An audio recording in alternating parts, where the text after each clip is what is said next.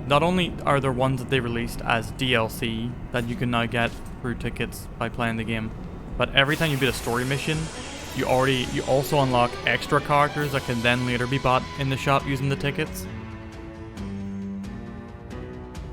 Like every summon is a ticket character, whereas characters like Vivi and Steiner and the various chocobos and the behemoth and so on are all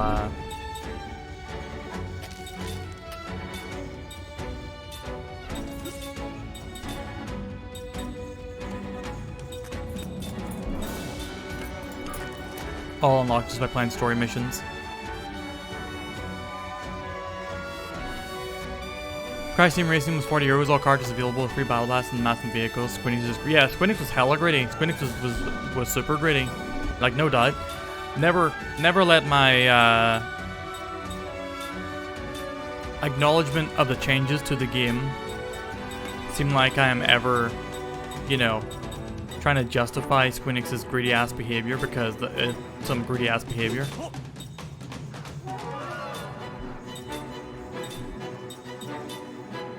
No doubt about that.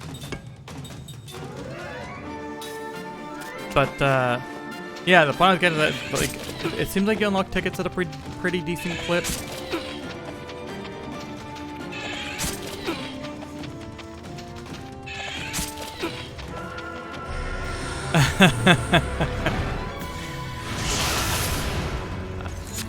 Oh shit! 4 members of the party being petrified? What the fuck?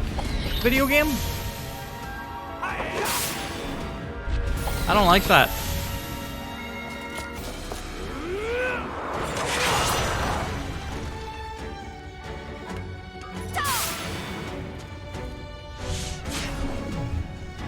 Yeah, so see, that might be one I save up for.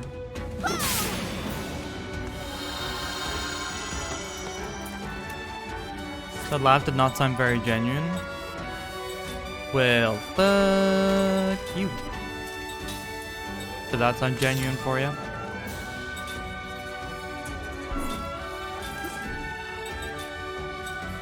Yeah, I reckon I won't be getting any like song packs until they're all released. Well after I bought the game. If I do get them at all. Alright, time you at least stay alive, please.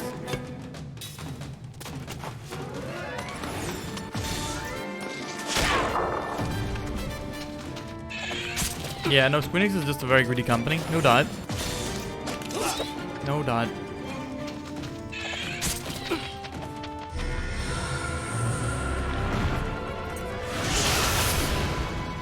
Charco had beans for dinner. This cat eating beans. Lep, I feel like a general theme is you're losing control of this cat as time goes on. Spirit magic.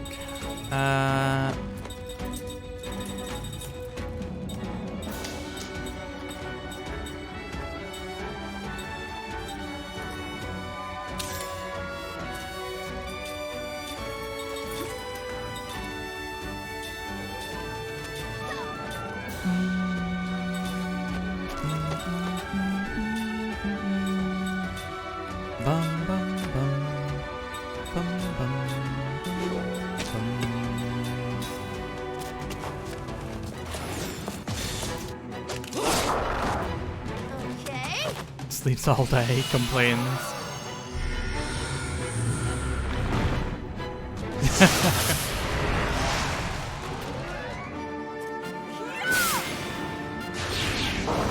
That's true love, Lep.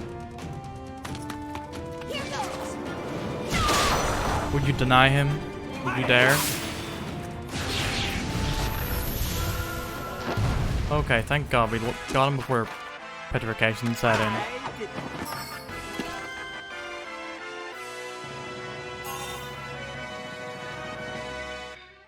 Jensen learned spirit magic. No, black magic, and Sarah learned spirit magic. Right, so Sarah... Probably from the skill link, right? Yes.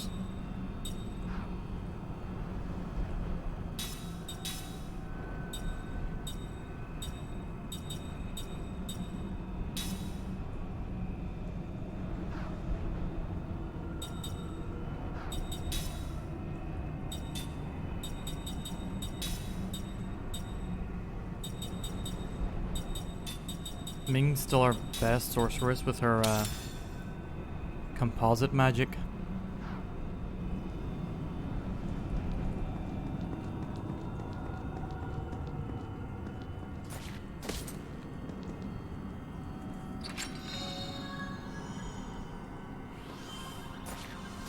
Wait, do I have any slot seeds? Or slot sleeves, as I kept calling them? Like a fool.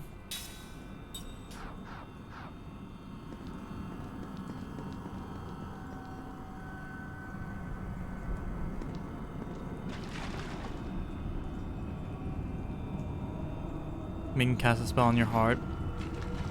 He is pretty, pretty.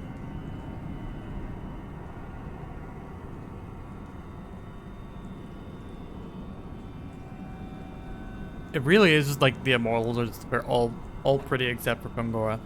All the hottest characters. And then there's Gungora and Jansen and actual children.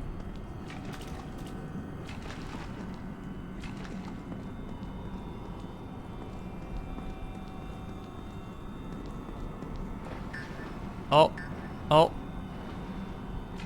Rude. Okay, I actually need to heal Ming as well. Bum bum bum bum bum bum bum bum bum bum. Alright, so the deep poison hurts ya. Avoid the deep poison.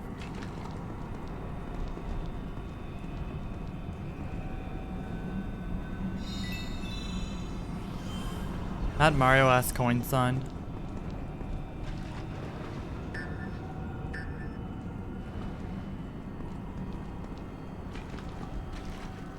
Bing bing wahoo. Is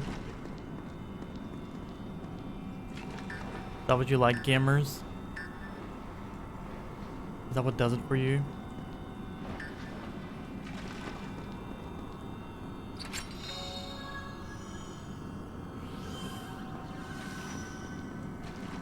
Yeah, Miyazaki, clearly inspired by Lost Odyssey.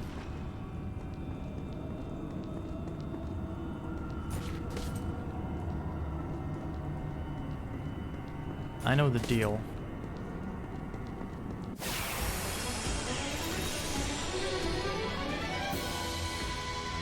Bum, bum, bum, Not bum, too smart, bum. eh? Oh, by the way, any mods, can we have a shout out for Runtus __? Aside from being, you know, wonderful in his own right, and oh no, sorry, it's just one _, my bad.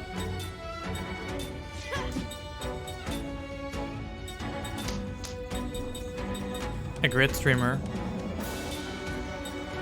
Rune is also 8 followers away from doing their first playthrough of King's Field, which should be damn fun.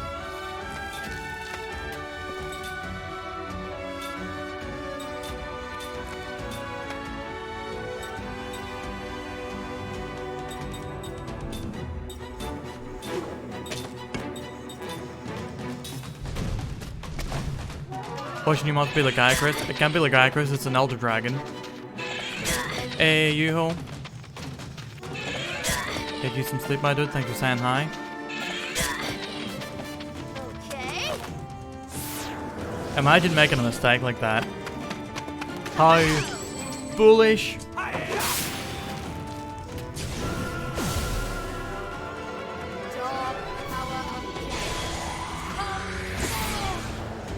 Man, the camera work in this game is reminding me of, I can't remember who it was. Someone made the video about 3D Pokemon games and why they're not, why they feel particularly lackluster, especially in their battles. And they narrowed quite a lot of it, in their opinion, down to battle animations, of all things.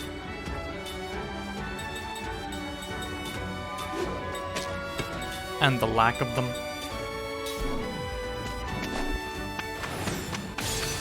Yeah, Yoo-hoo, I am A-okay, my dude. Not too bad.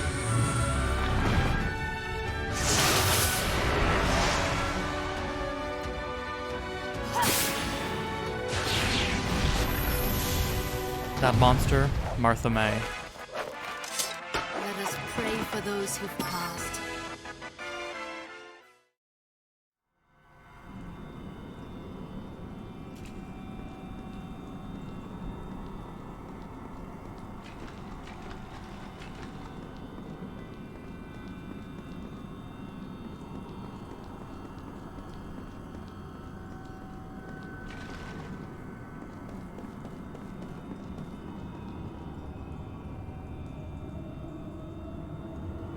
A perfect illusion.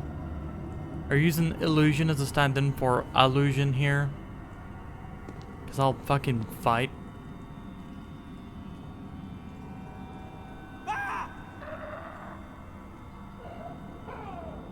Run! They're gonna get us! Every bird that we hip it the bird we hip it every bird that we is what Lab said.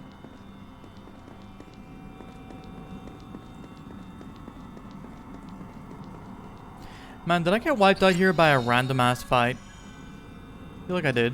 Scroll of dissection. Cut down, inflicts damage on a front row enemy and reduces guard counter. Sounds cool. Karma, what's up?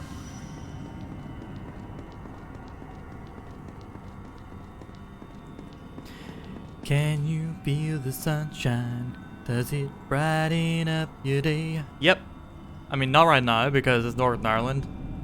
And any time of year. But in my heart, yes. What the fuck?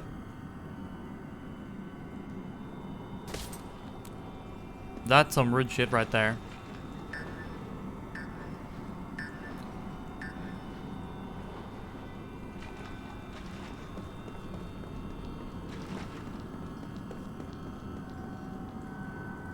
They are that lap, but at the same time, we're like one of the few places on Earth that gets 4 distinct seasons.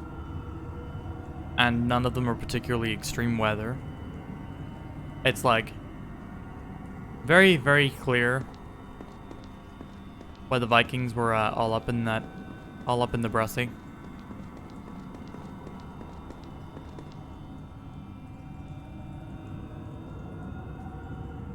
Get to the follow-up questions.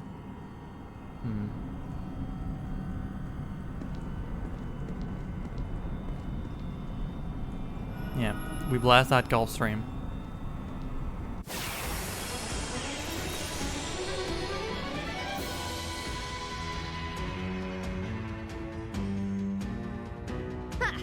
Not too smart, eh?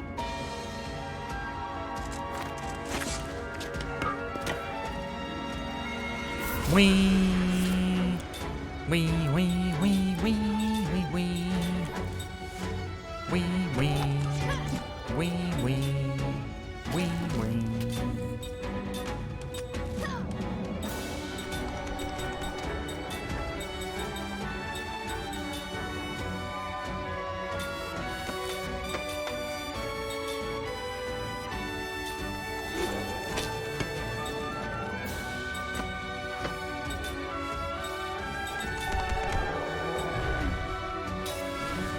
Come on, banish the Zagan, please.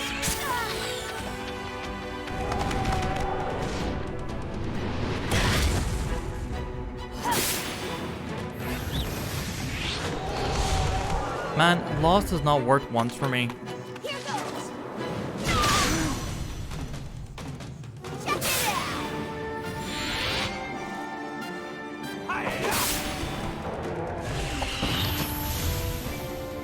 Get a load of this!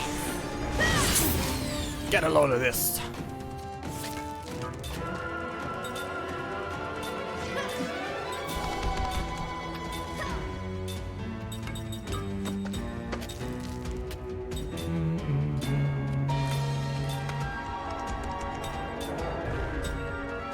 Earth, so you're weak to wind.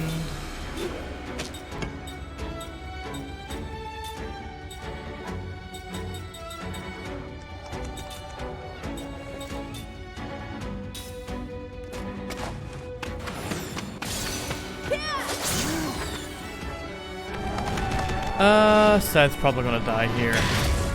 Oh, wait, nope. Forgot about damage guard. Mag might die.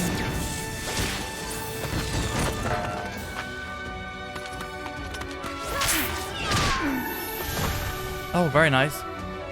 Here.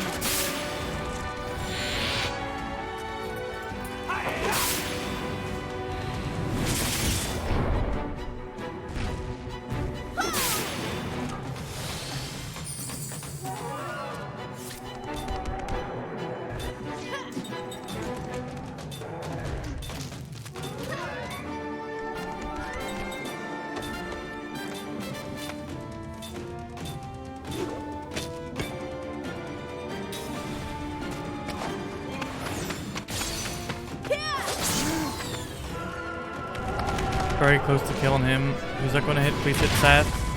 Oh, nice. Mac with the cover. Very good. Fucking Zagans, man. They can straight up wipe your party. Especially when they're in the back line like that. When is Atomic Heart coming out again?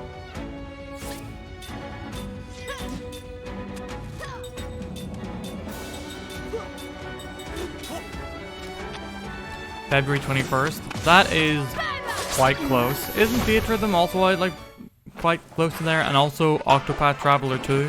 It's not in my nature to lose. Wait, isn't February like just kind of a crazy month in general? We got to do a state of the league address at some point before we get into all the Feb madness.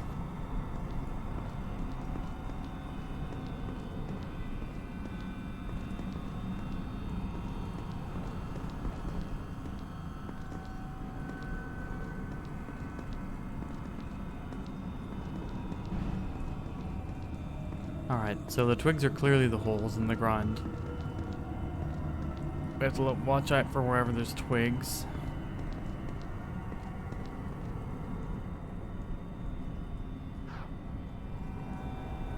Sons of the Forest and Yakuzers. Wait, which Yakuzers? Is that Ishin? I already said Theatrhythm Sussy. Yeah, Not too smart, the more you eh? talk about it when you're playing it, Sussy, I'm gonna crack. I'm gonna crack eventually.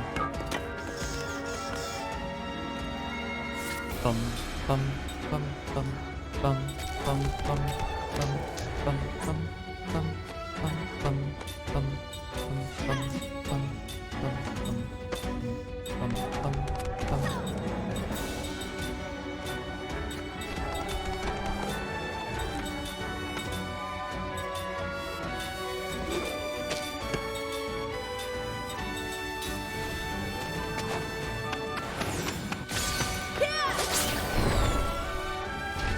But I hope you enjoy it.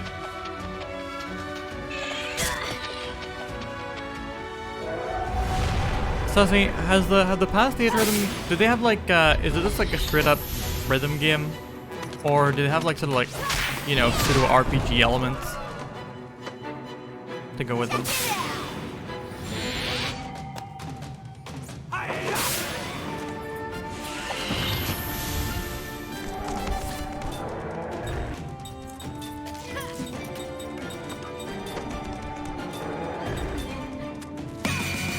Oh my goodness, Flipper, my dude. What is up? Thank you very much for the raid. Can we please get a shout out for Flipper? Or are you up to the day? Not hand over my ass, I refuse. It's my ass. I like it. I'm gonna keep it.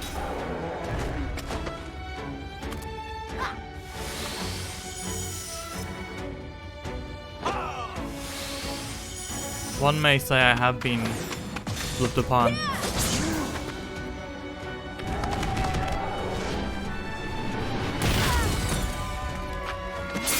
Yeah, but I mean, like, Sussy is like, oh god, Max dead.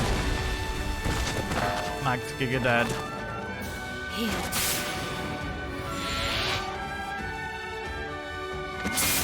Cook might die.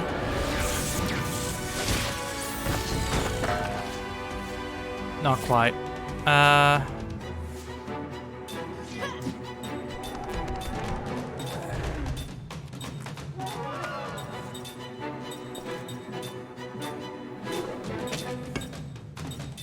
Please hit Zagan quickly. Right. Earth, so wind against him. Oh, Zagan's gonna get a hit off first. If he hits Ming, then we're kind of potentially fucked. Don't hit Ming, don't hit Ming, don't hit Ming. That'll do. Yeah, this dungeon's pretty damn tough. That's how the game is going at the moment. Can we please have a shout out for the flipper? Oh, East 8. Nice. I hope to get onto East 4 myself soon, so I hope you're having a good time with that. Alright, you casting support. Ming. Jansen. Barricade. Ming. Ming. Cover Seth.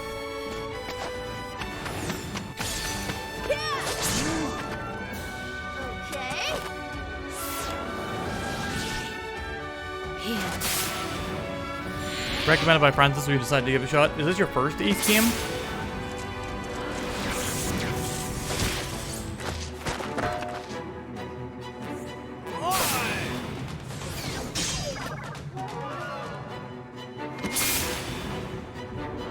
Alright, that's definitely gonna get cooked, at least. Yep.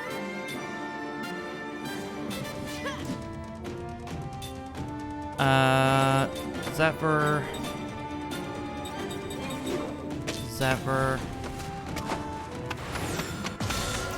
Please kill. Thank you. Okay.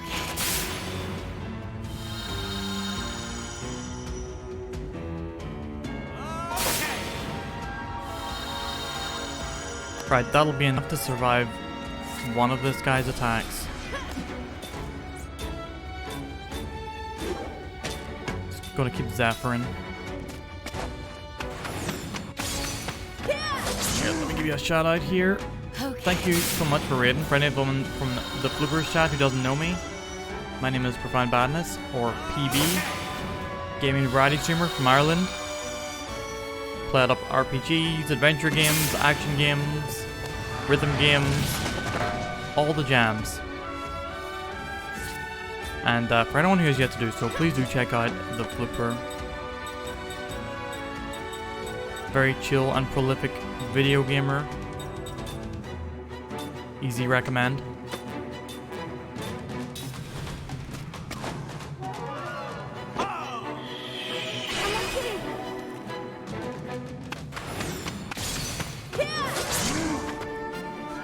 You do dabble.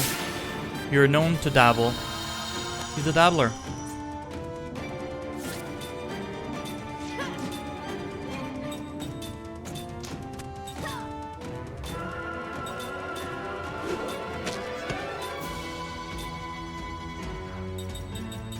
Can you get cover on Mac in time?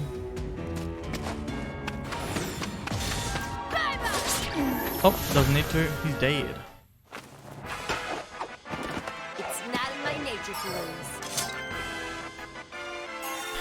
Man, that was a tough fight. Mac learned level 5 Spirit Magic, Ming learned level 4 White Magic.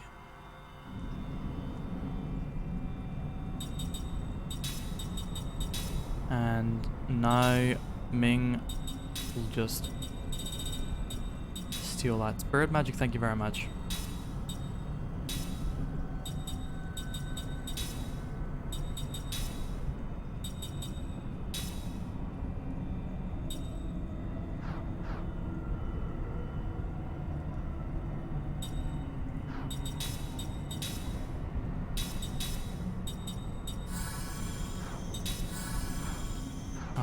Should do heal wise.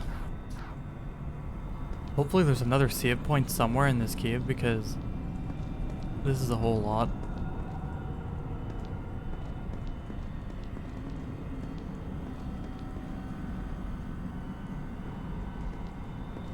Alright, this is gonna blow away my light, but I want to see what's in this chest.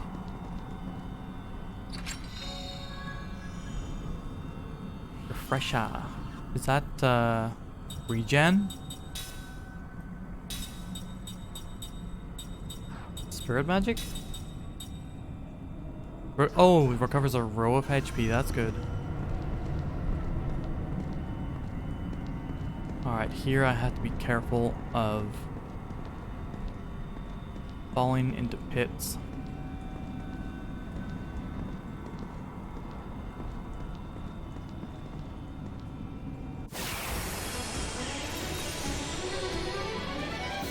Because why wouldn't a dungeon be full of pits that take you back? Why the fuck not? Better say your prayers.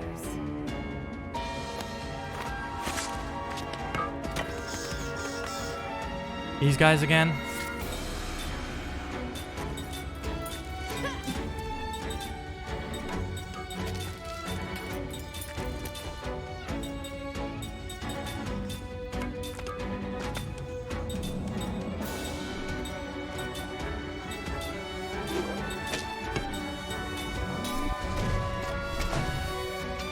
Oh, why didn't I have Mac support Ming's casting? Oh, silly.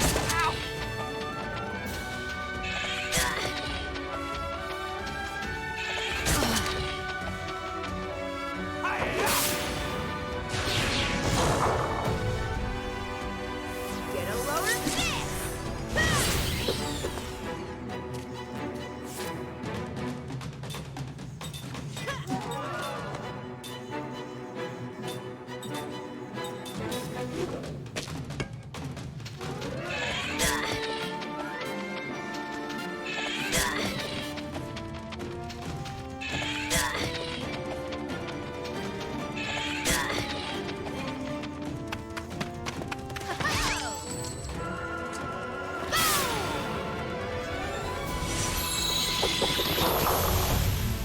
Dog power of death. Come Oh, that'll do nicely. Alright, Mac needs MP.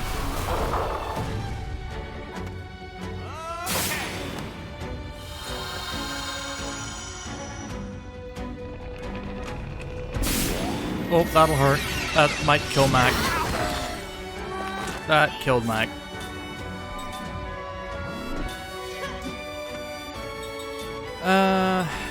Spirit Killer? Do we have a Spirit Killer? We do have a Spirit Killer. Flip. Go UD stream, my dude. Thank you again so much for chilling with us. For raiding. It is very much appreciated.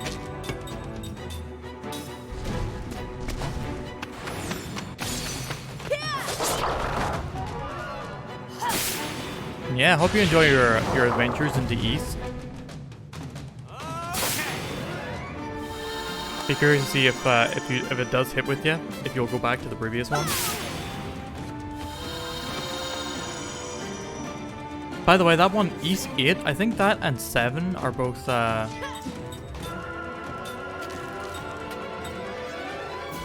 was gonna say free.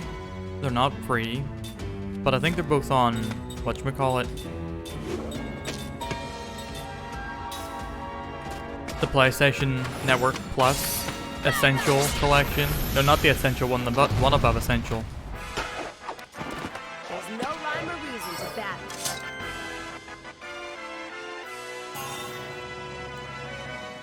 Look, learned level 5 white magic. Noise, noise, noise, noise, noise.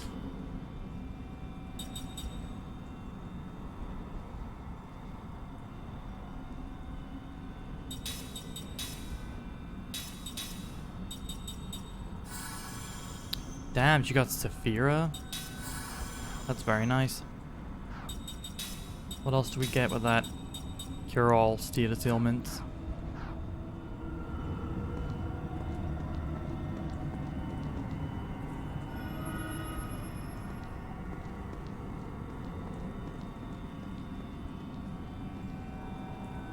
Save point, pretty please. Would love a save point in here.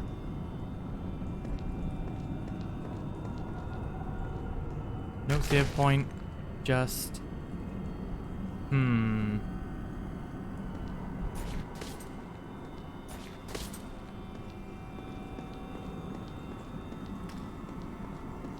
shortcut. Alright, so I will head back to the save point from here. Man, opening up shortcuts to get back to your bonfire in a poison swamp. Miyazaki, I see you. I see you and I like what I see.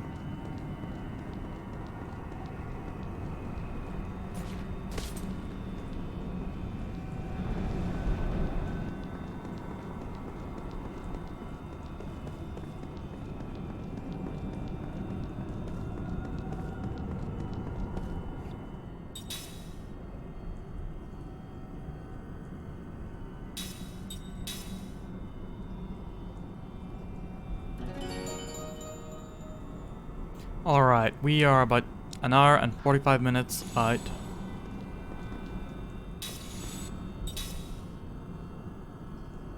What was that first save? That back at Toldy's Inn. Thank you for the Stan Lussie votes. Anyone who has yet to do so, don't forget about your 2 nearly free maybe votes. You can type in !maybe to see what games you can vote for. Whichever game has the most votes by the time I finish playing. This does not look good. The Bouncer shall replace it.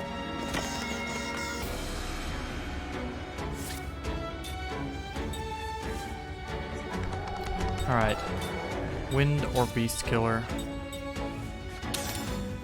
I like Terror as well. Let's see if we can get Terror on this guy.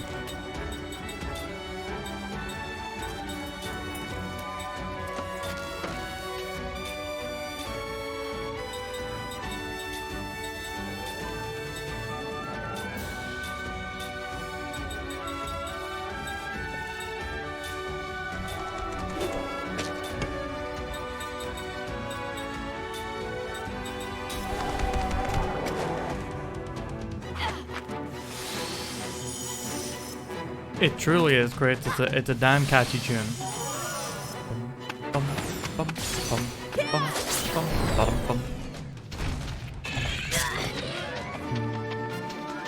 Why are people so obsessed with the Bouncer?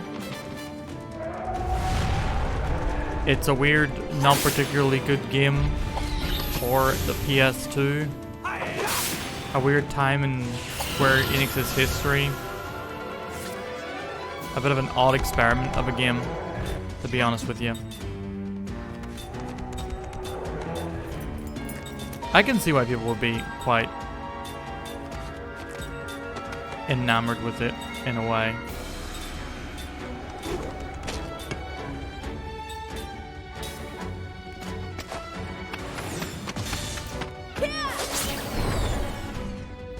Okay, who the fuck are you gonna kill? Mag is dead.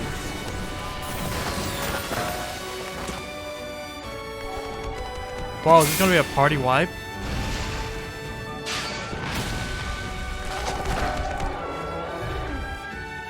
No, not quite.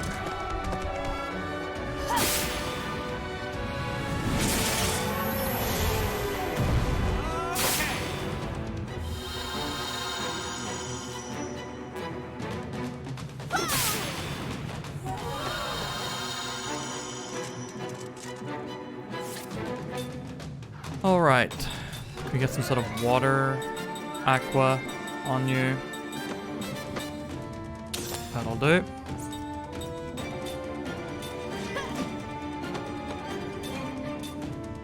You cast Saphira. You get Mac up. And you cover Seth, just in case. Oh shit, Saphira takes a whole damn turn to charge up. Why is Max so weak? He's a literal child. It's pretty rude.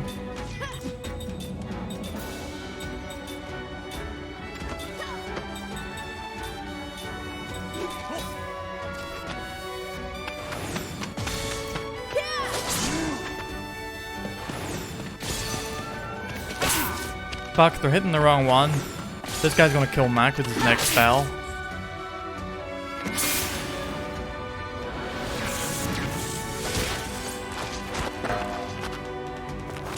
Well, at least we get the spear off.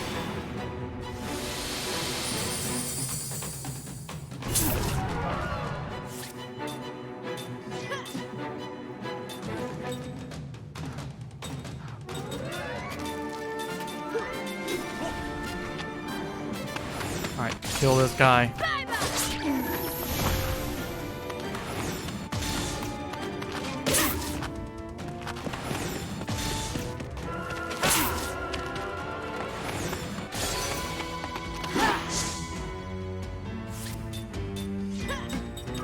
Alright, I know this is gonna hurt you guys, but we need to kill this dude.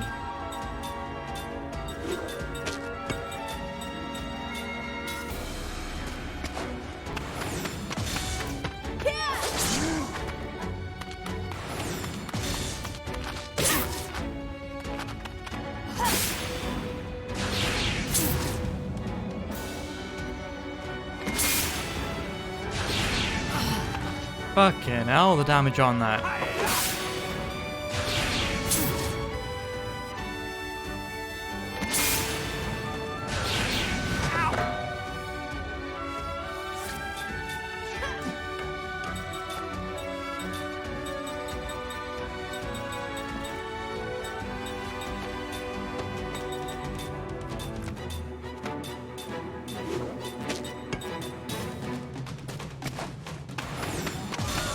Come on, please be enough to delay his attack. Oh, it's not. Jensen and Ming are dead.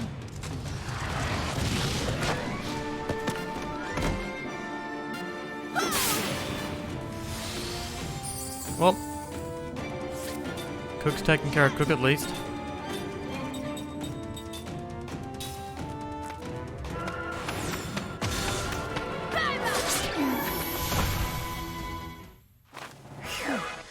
That was a close one.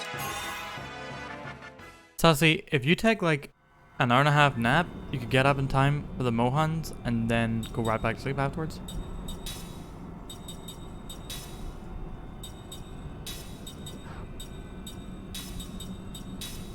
You can enjoy the best of both worlds. Miley Cyrus did a whole song about it.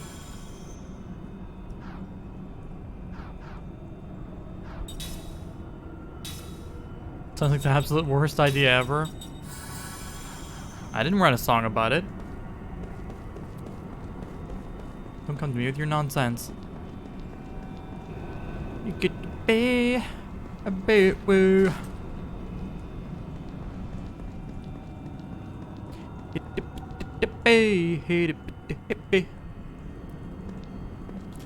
Was how it went. Or so I've heard.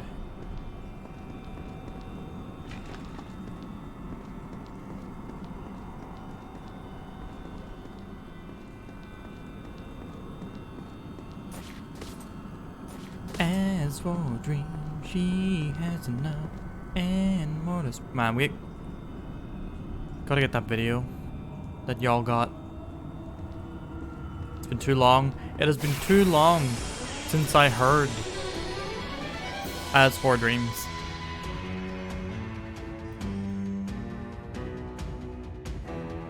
Looks like we Never ever, Karma. Never ever, ever, ever, ever, ever, ever, ever, ever will I be okay with that.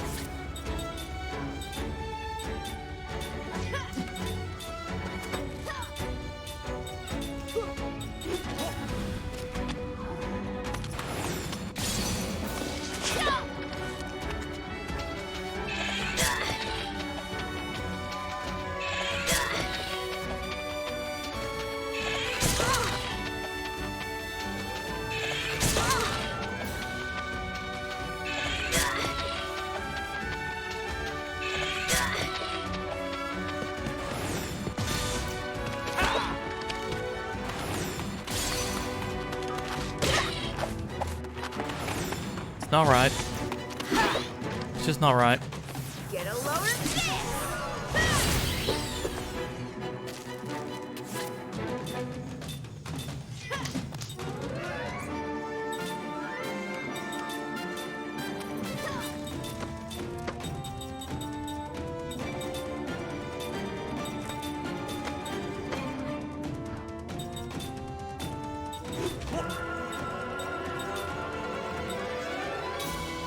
Hey, Nemesis. How's it going? Man, I should have used my first turn to put cover on the front line. Because now it's going to be pointless because the guy's going to get his magic attack off anyway and it might very well kill Mac. Not well. Oh, I'm sorry to hear it, dude.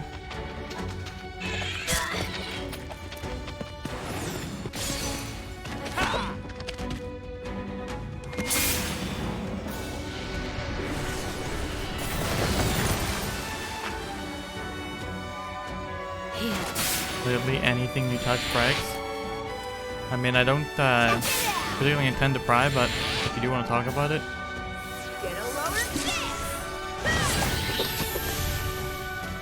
My DMs are open. I'm sorry you're feeling that way. I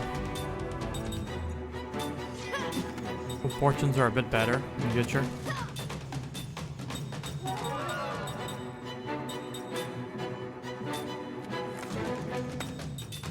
No need? Do you have someone to talk to about this kind of stuff?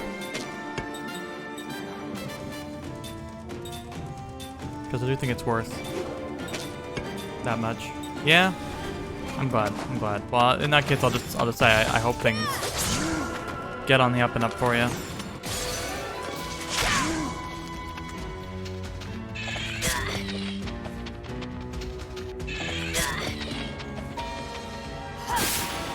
You can watch my party get nearly straight up killed by bats.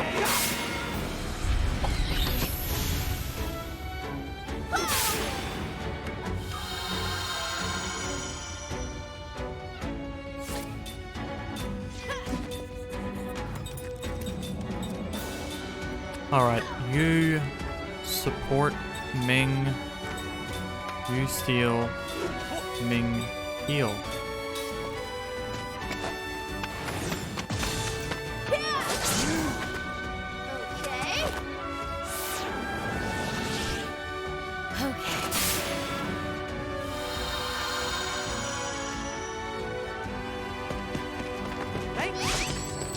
Ooh, nice. Use that for making rings, I believe.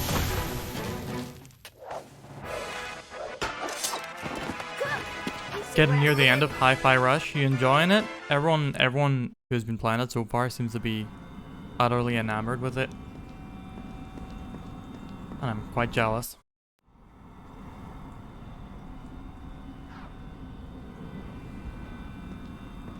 What did I miss up here?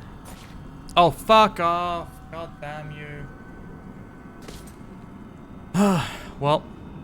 Oh! We dropped on top of the chest. That's not too bad, actually. Would have been done if you weren't so shit at it.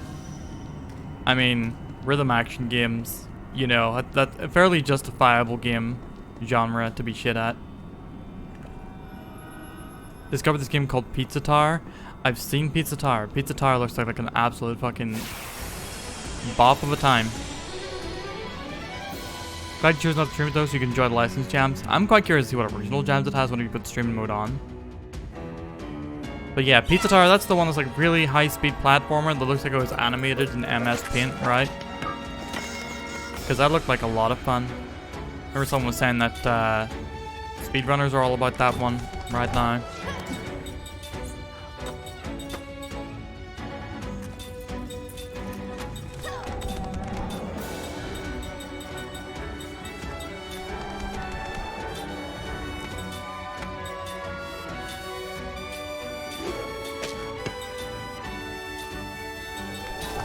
Yeah, I need to get my hands on that one.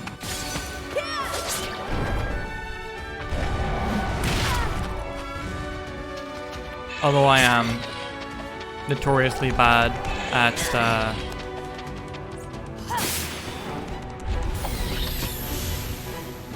whatchamacallit, platformers.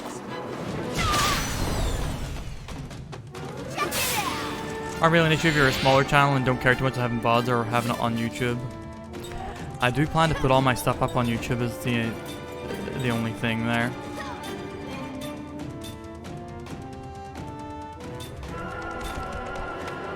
One of those guys. And one of them.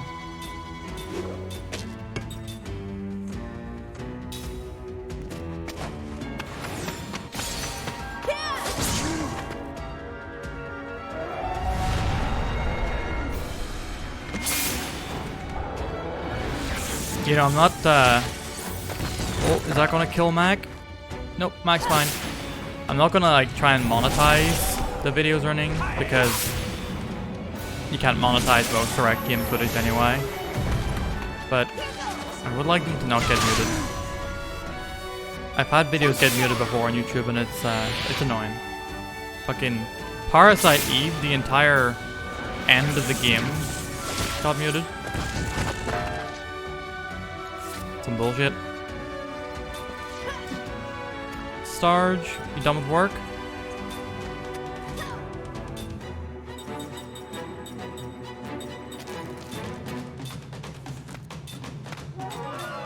Nice, nice, well done.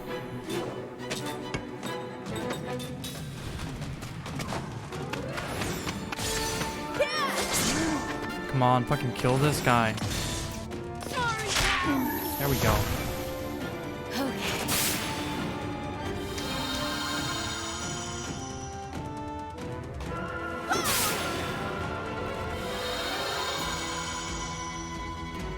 Go cook you some bacon. Bacon does sound pretty good. I'm here for the bacon.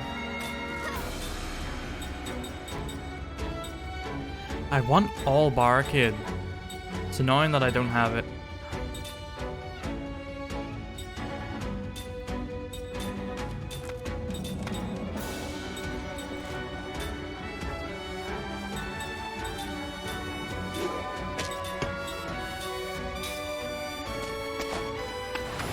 I can have one piece. Yeah, yo, yeah, yo, yeah, yo.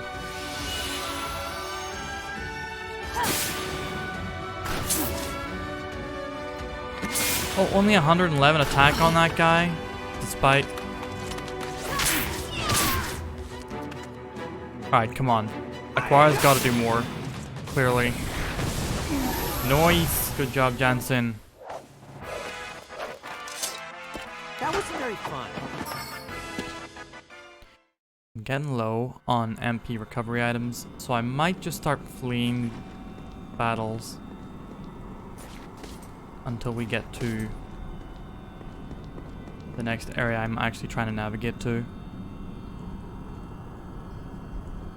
Sergeant, I just want to set seal for one piece, okay? I want to set seal for the Grand Line.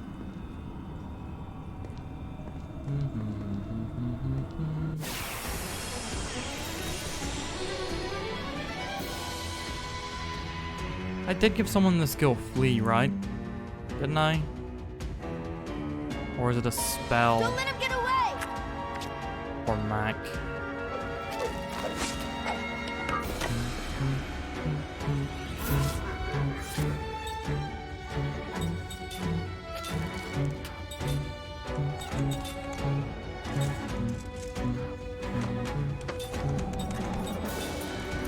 Oh, turn teal.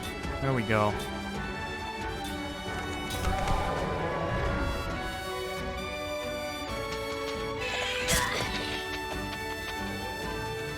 Forgive me. Bye.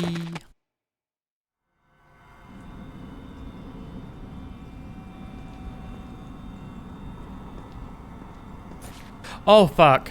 God damn.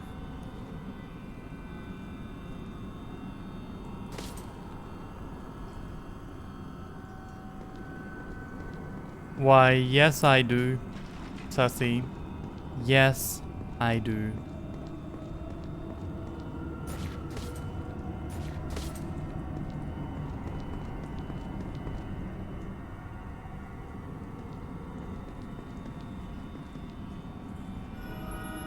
How am I celebrating your month?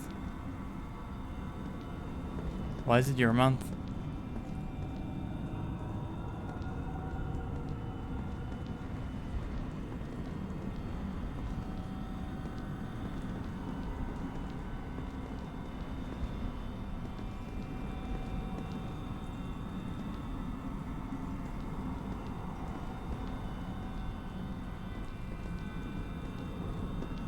Black History Month? I mean...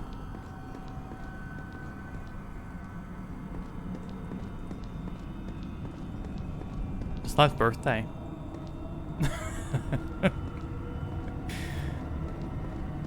But it's last birthday, Starge. What are you doing? Yeah, first of all, what are you doing for last birthday?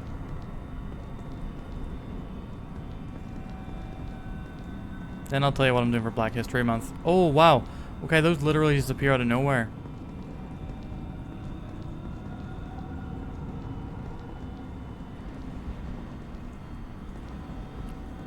Lev did nothing for yours? He baked a cake.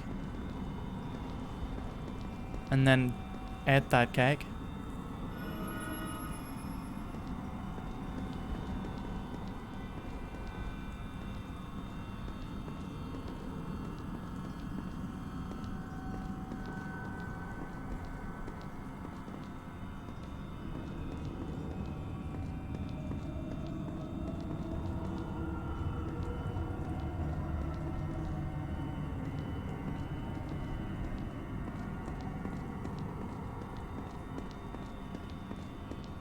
Oh, that's an easy way to remember your birthday, Stars, now you mention it. Same day as, Old Christmas.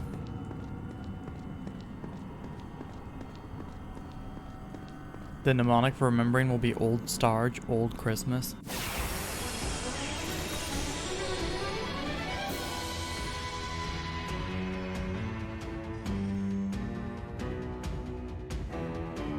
Remember Mega's mom's birthday, but not Mega's birthday? Damn.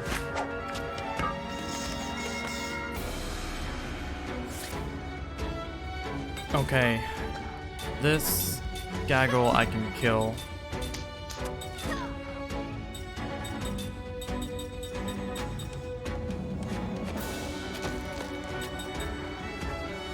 Actually no. We'll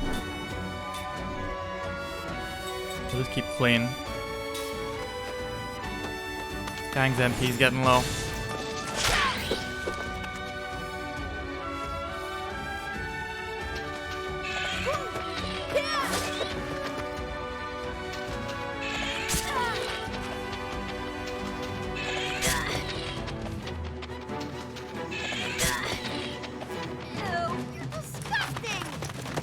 Damn, that was rude. No need to call him disgusting.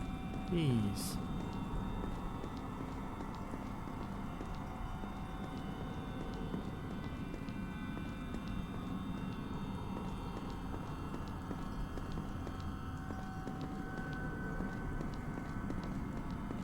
There is a save point here. There's definitely going to be a hole in front of the save point.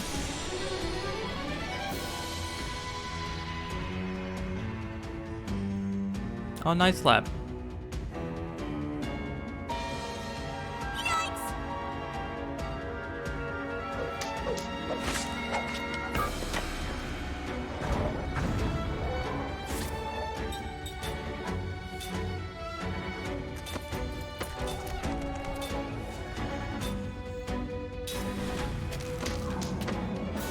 I'm happy for you.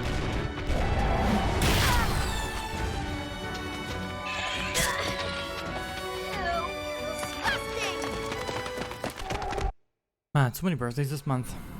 My sister's, Lept, Kay's. Isn't Valko also? Sometime in spring.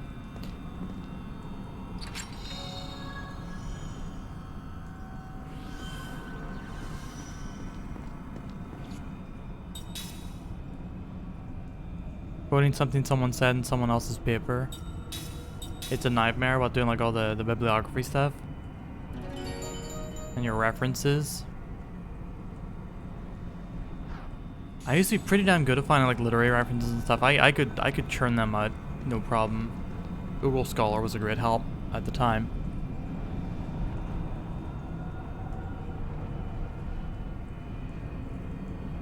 At that time, it was like me and one dude in American Samoa or something like that. Somewhere, I'm pretty sure it was American Samoa. Writing about hikikomori in research papers. Like literally the only reference in scientific like papers in English that I could find talking about hikikomori.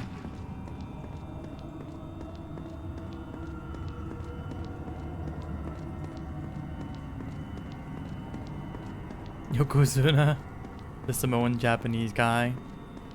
Isn't Rikishi also a Samoan Japanese guy?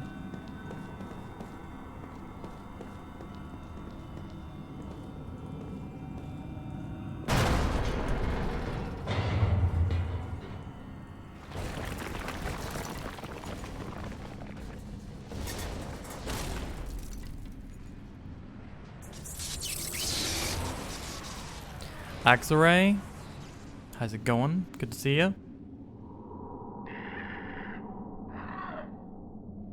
I hear something. There's something there. They're coming! No way! Can't be serious. Now this is more like it.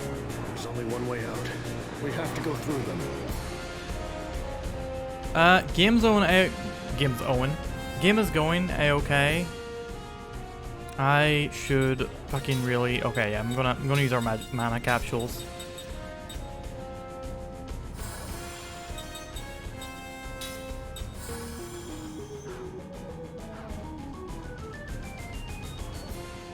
Back you up on this walk.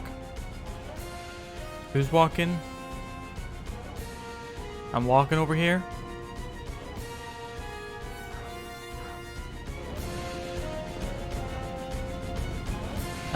They do kind of be walking though. Walks are being had. Whoa! Should I just avoid all of them?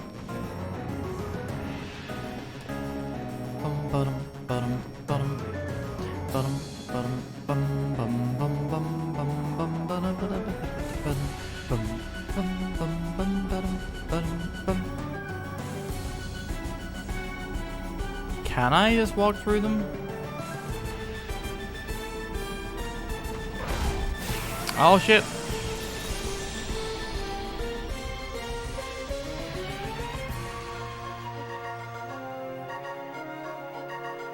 Why is all the music in this game fucking sick?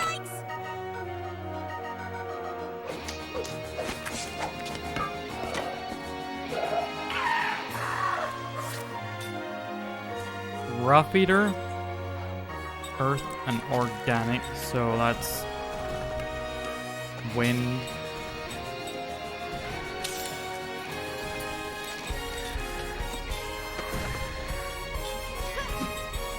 Bum, bum, bum, bum.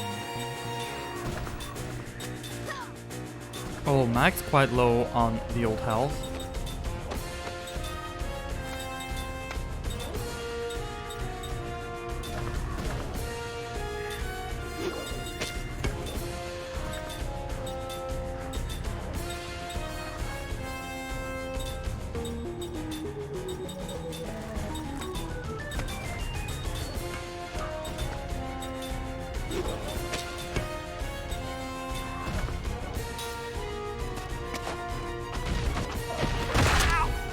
Nerf Winston?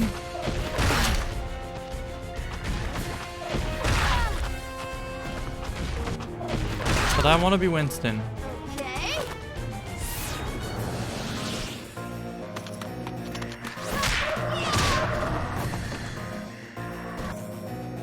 Yeah, Nemesis, I think this might actually be my favorite Nobumatsu soundtrack.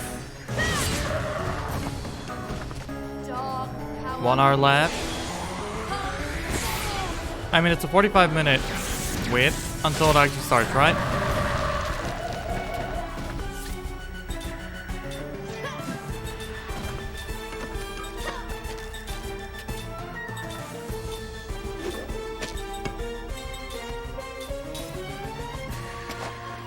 Have I played the Grand Blue Fantasy Versus game?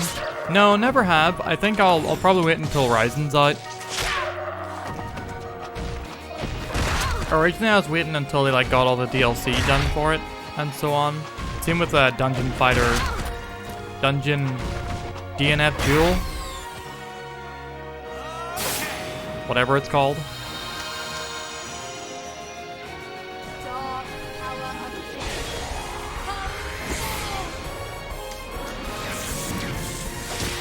did not finish fuel. That is very true.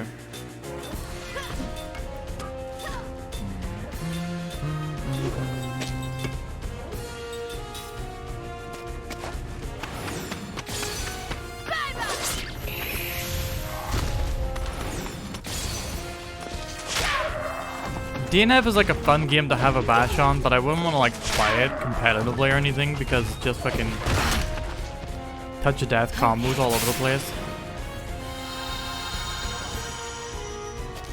Goodbye 15 minutes of sleep.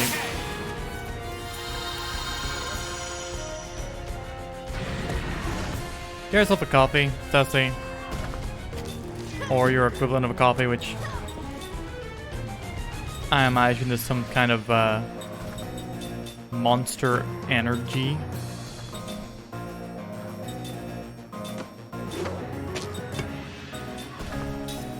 I mean, by competitive, I just mean like going around online, like not competitive, like competitively, just you know, trying a bit. Like with Grand Blue Versus and DNF, I probably wouldn't go online much at all. I just like try out the single player modes, enjoy fucking around with the characters. That seemed like a needless battle.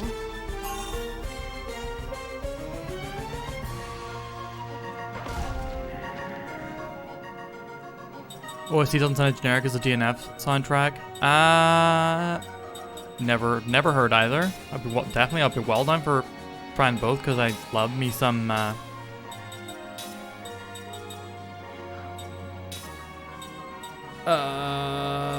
Jensen. I love me some fighting game soundtracks. Yeah, GBVS is getting enhanced re-release of some kind.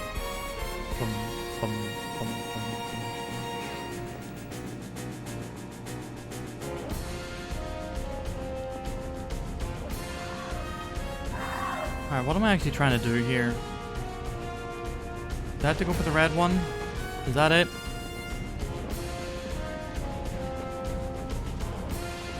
Oh.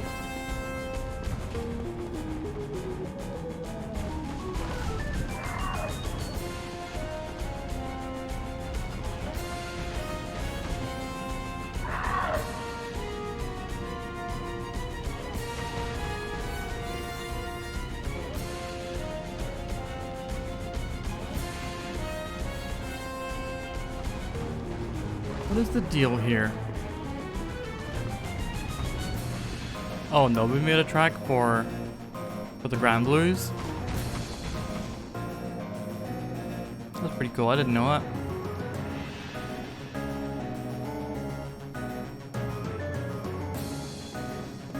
What in the yuck?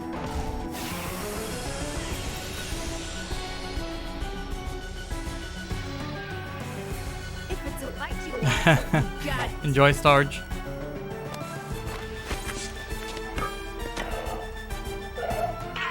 I hope whatever Nobu works on with what we call him, Sakaguchi next, it gets released on consoles here.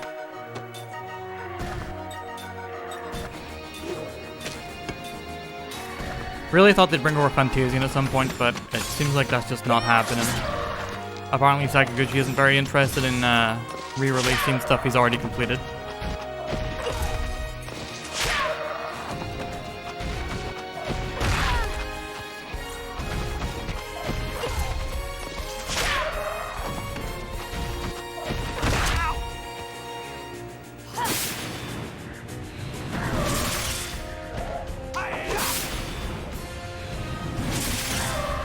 You were just laughing.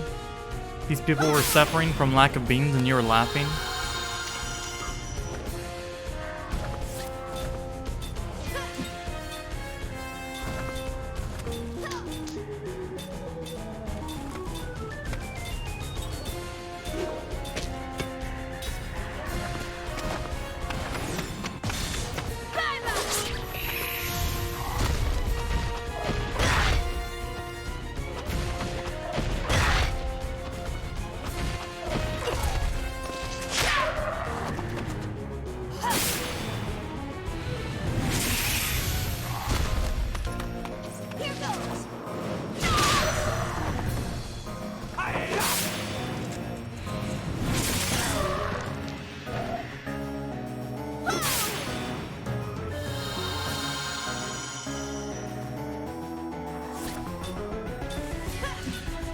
Why are they called rough eaters?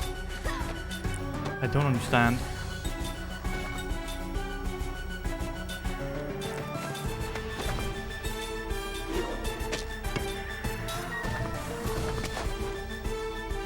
Oh shit.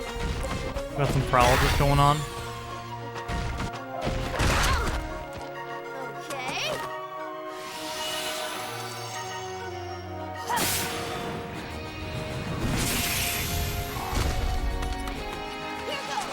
Alright, will Winda and Pyre hit be enough? Probably not. Nope, never mind. It was. No, did that erase those guys That wasn't very from the fun. map?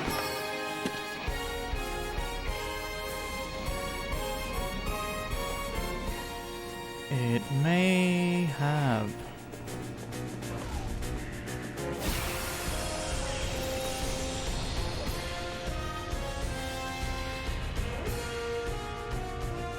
Are you some kind of beast? You have to tell me if you are. If you're some kind of beast, you can't just lie about it.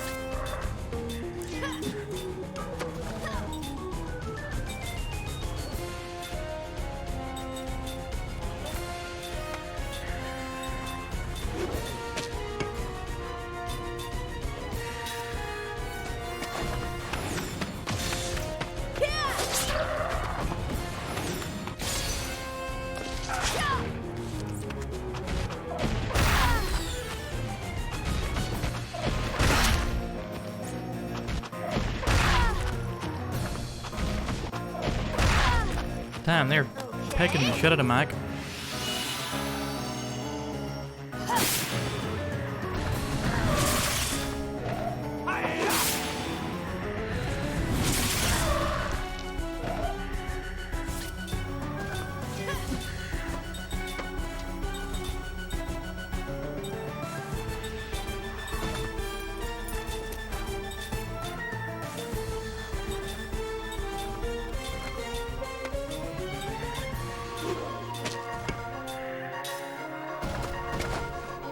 Let this be enough. Shit. Oh, don't kill Mac, please. That'll do.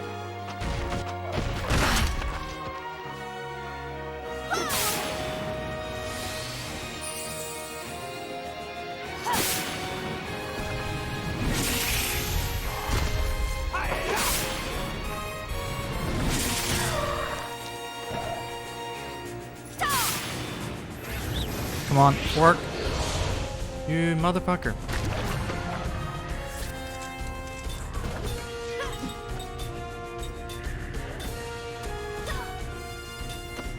Asuka was being Majima. Explain yourself this instant.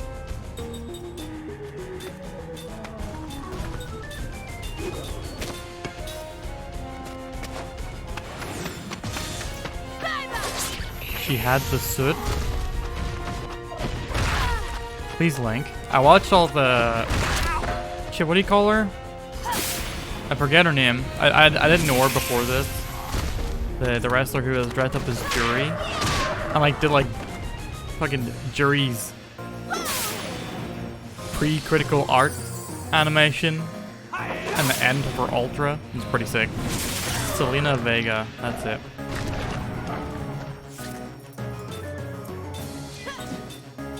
God bless Selena Vega.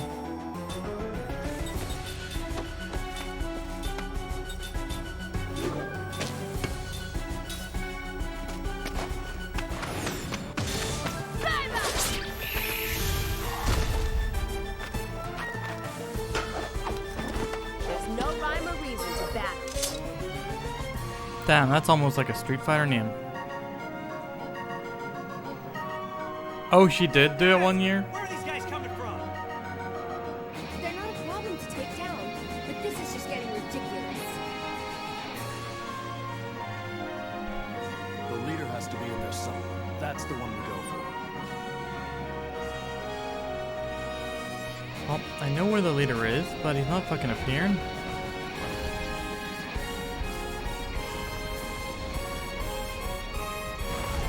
Oh, fuck. Can I flee?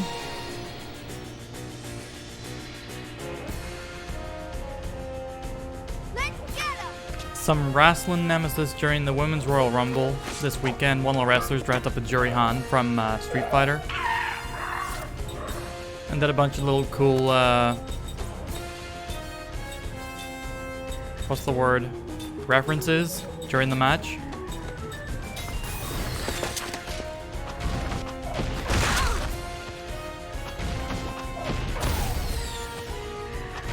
Yeah, well, it's pretty neat. It was like a cross-promotional thing because she's been announced as like one of the announcers that you can turn on in Street Fighter 6. A feature that I'm probably not gonna use a whole ton, but I can appreciate the neatness.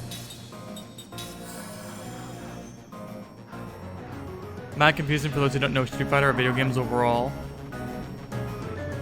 I mean, there's a bit of a proud tradition of like anime and game references in wrestling at this point.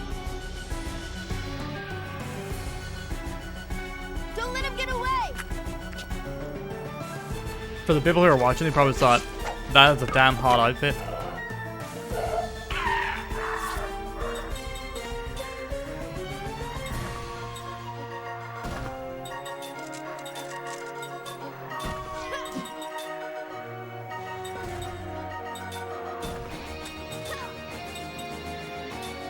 Casting support Ming.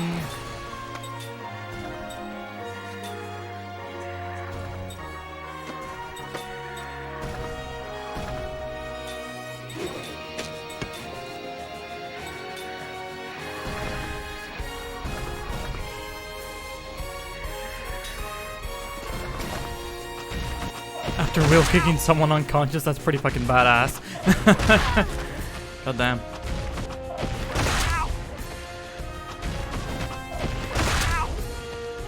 Okay. Is that a UFC fighter or a Pride fighter or something of the like?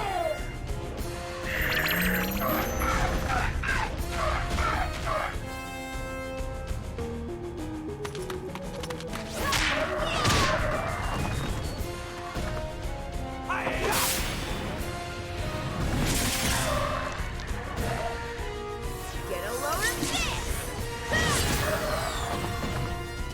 Dog power of death. Come forth!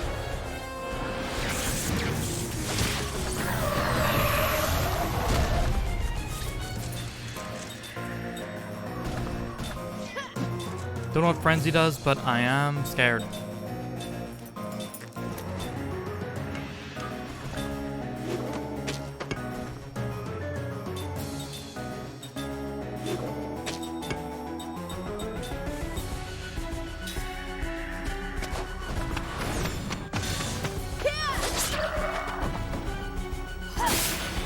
Kill?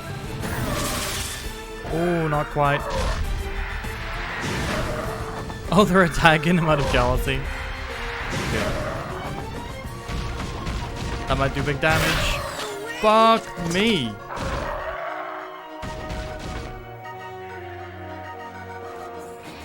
Big damage.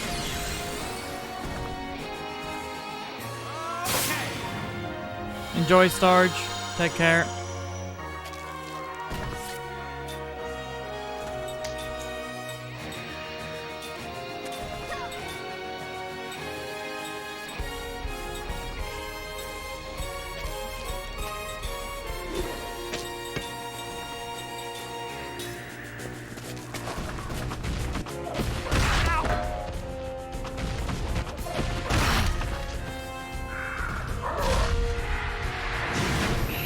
Nice, thank you.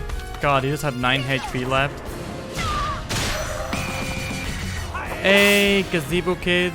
What is up? Welcome, welcome. Dog power If we have any mods in chat, can we please have a big ol' shout out for the Gazebes? I saw you were playing a bit of Katamari Damacy reroll, if I remember rightly. But yeah, please check out Gazebo Kids. A pair of gamers, Caitlin and B. both of which I can recommend. It's pretty cool. Pretty damn cool. Oh, thank you, crits. Welcome, everybody, from Gazebo Kids. Hope y'all are doing well. My name is Profound Badness, or PB. If you don't know me, I'm a gaming variety streamer from Ireland. And, gosh, I just like me some games.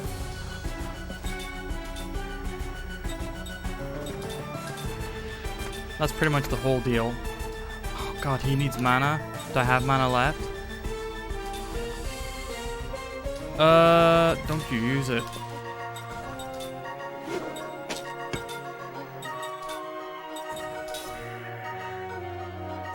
Well, take care, get that sleep. Thank you very much for the raid again. Congratulations on, Okay.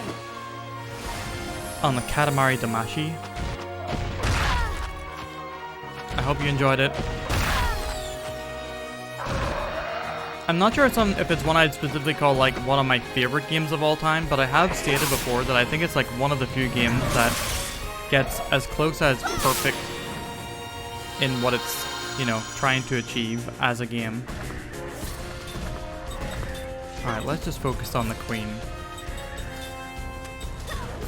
Smelling salts for Jensen.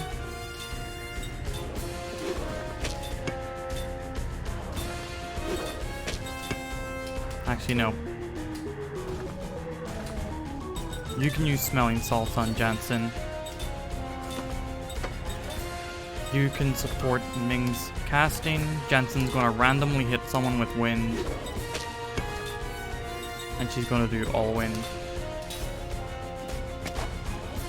And, well, if you do know me, then why are you still here?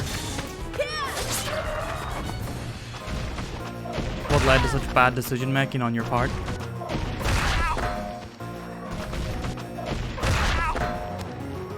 Did they just inflict people with random ailments? That's... Oh, are you kidding me? Dog power of death. She flees?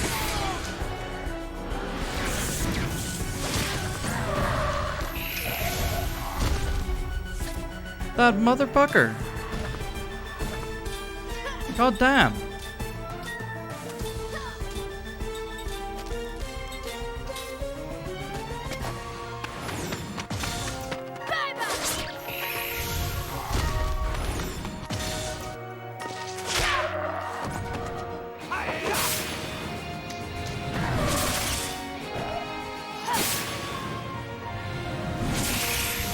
Does she take current HP into the next fight? Like a needless battle. If she's fully healed, that's upsetting. Okay, she is legit not visible on the map anymore.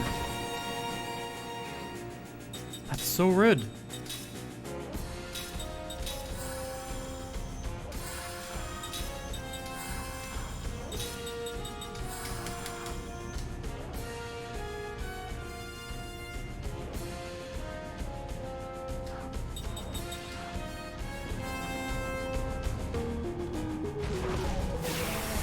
Damn.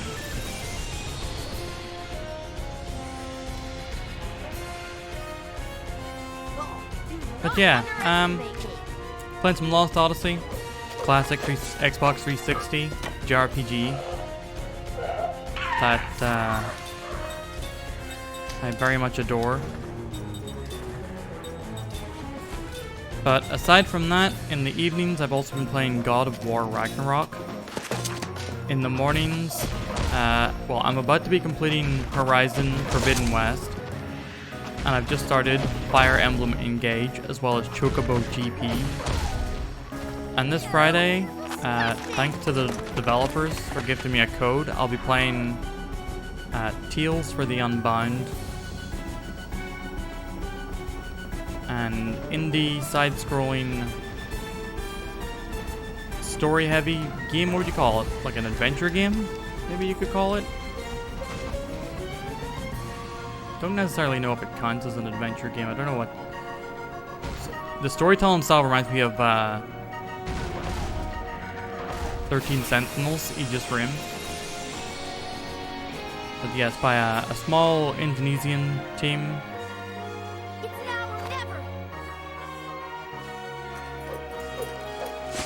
tragic and nostalgic story they have been framing it as.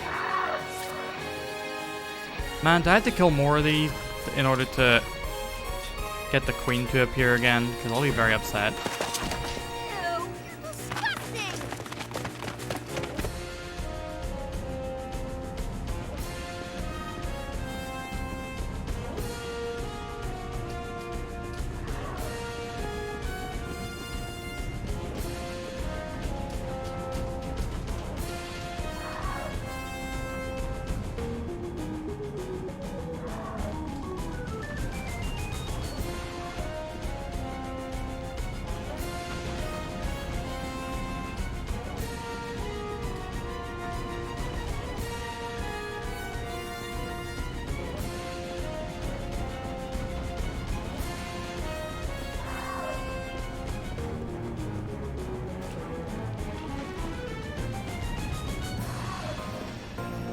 Gotta say, this is not the most exciting part of this game so far.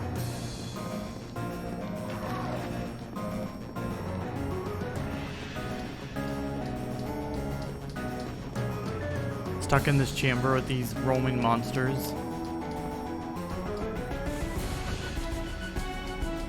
Alright, I'm gonna guess that we have to fight at least one of them.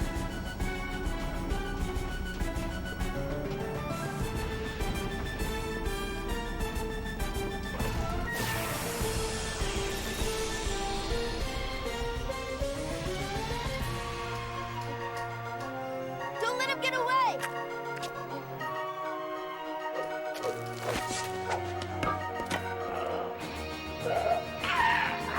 And I think I'll swap in Kime or Mac.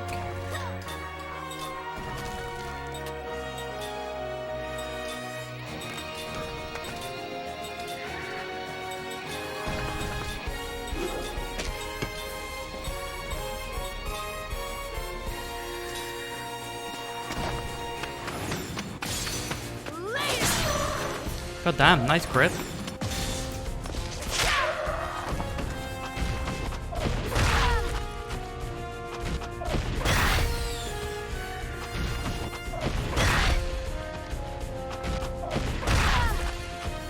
Okay.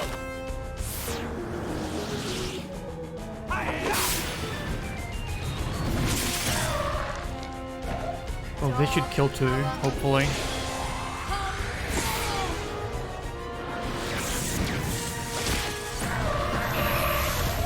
Nope, just the one for now. That's okay.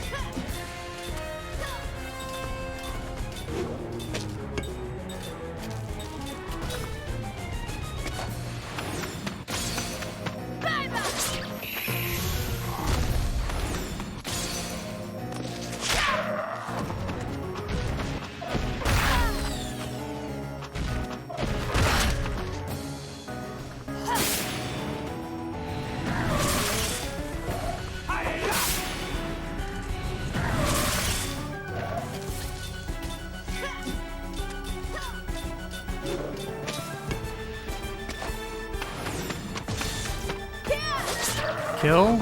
Still not.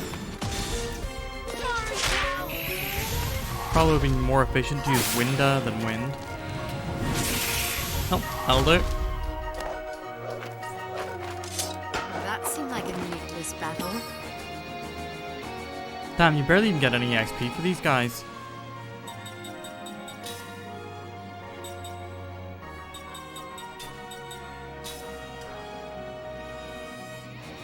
Alright, Cook is low on magic.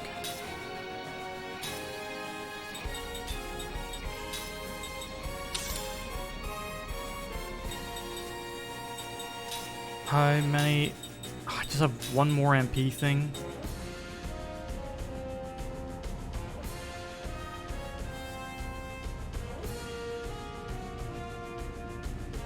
Yeah. We need MP for the healer, definitely.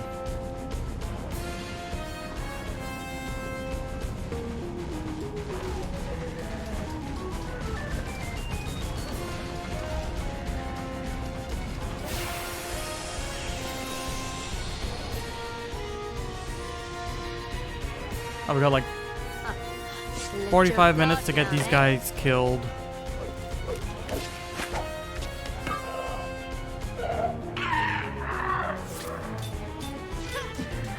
Alright, what do you have?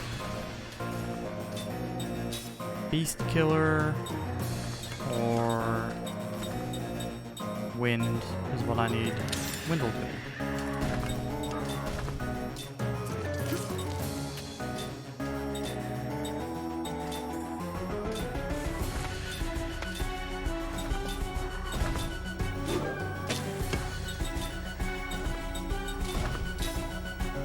Alright, come on, Kaim. Show me some big damage, please.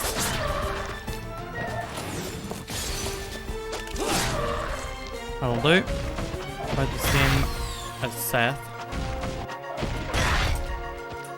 who might very well die.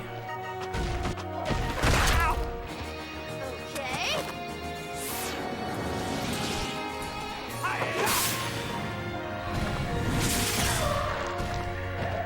Dog power of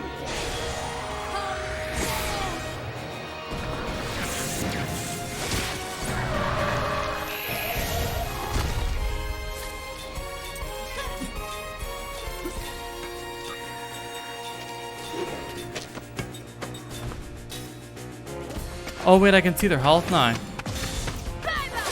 Oh, that's okay. That's gonna kill him.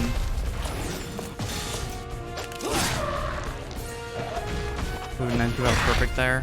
Man, a perfect really does make a huge difference in how much damage you do. From like 200 to 400. dog power. Maybe didn't need to use all this MP.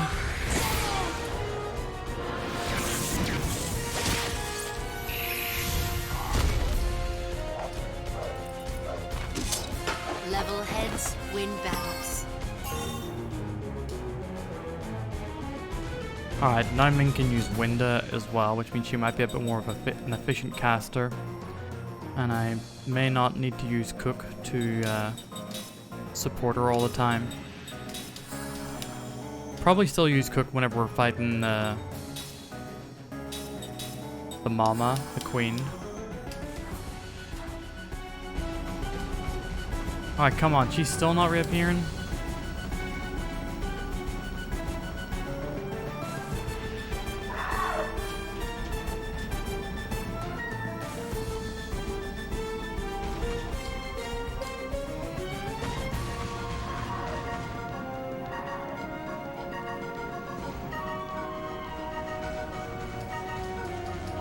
Last time the cutscene that had her appear just triggered whenever I walked through an area. But I've been like walking through all of the areas. If it's a fight you want, you got it.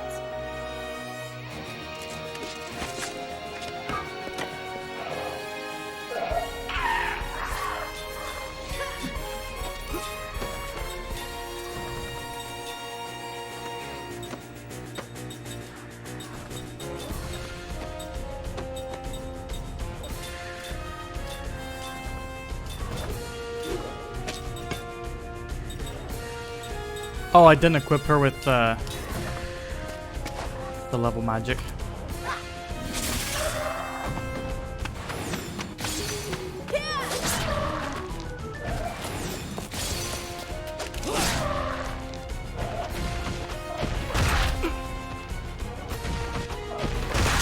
I'm walking here. This is what I'm trying to do, but no joy seemingly.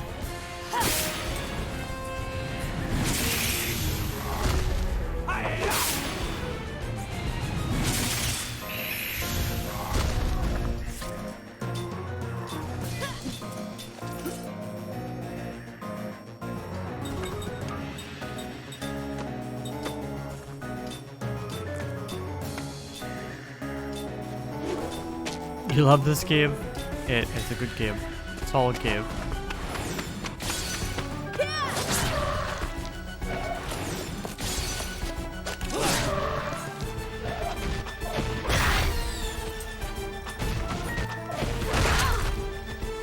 Okay.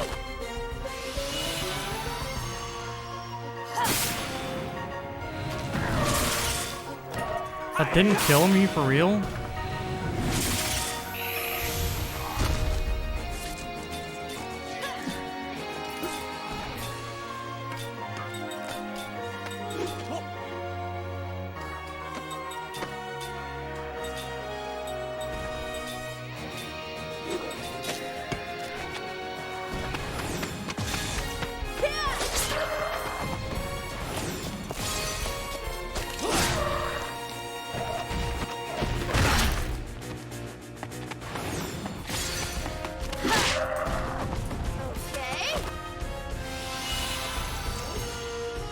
And everyone's starting to like really run low on resources.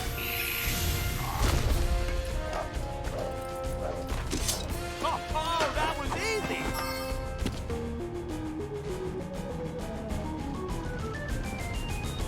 She's still not reappearing. Alright, I'm gonna try leaving the area, then coming back in.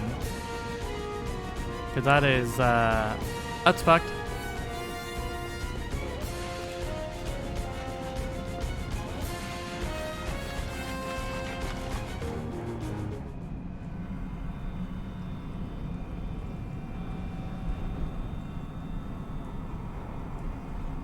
Not even gonna save it, because this would not be a good place to save. Given how much we've expended in this fight.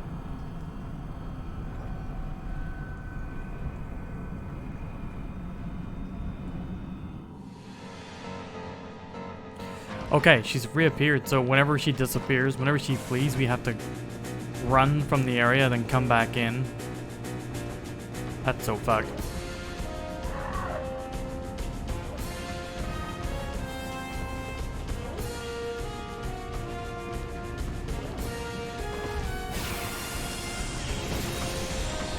Soft locked in a cave with my hot wife.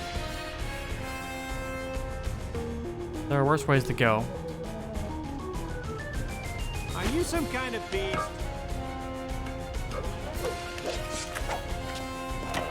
Actually, you know what? You know, let's try that.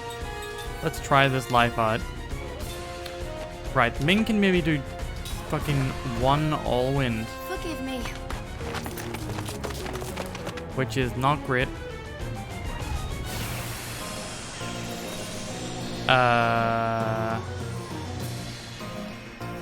Thanks, You know, it's video tough game. being so popular.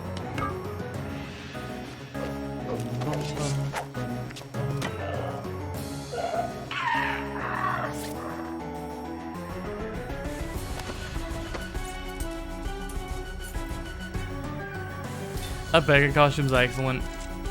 Starge. What's her name? Zelina Vega? Should be able to remember that one.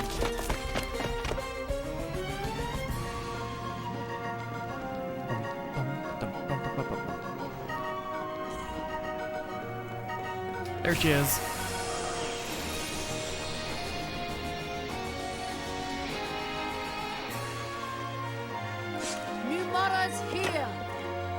I forgot to put level 2 black magic on her again. Or level 5 black magic, whatever she's at nowadays.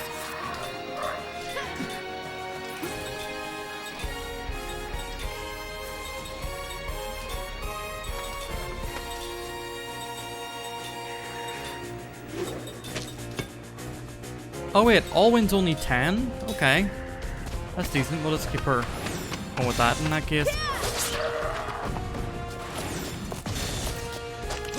Oh, I should have used Kime to take a look at the Queen's health to see if she had fully recovered, because if she's gonna just fully recover every goddamn time. This game and me is gonna have words.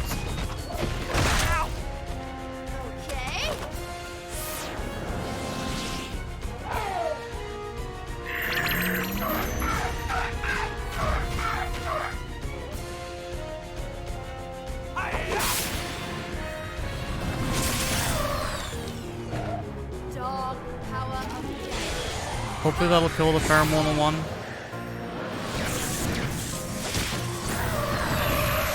Nice. Oh, she is super dead.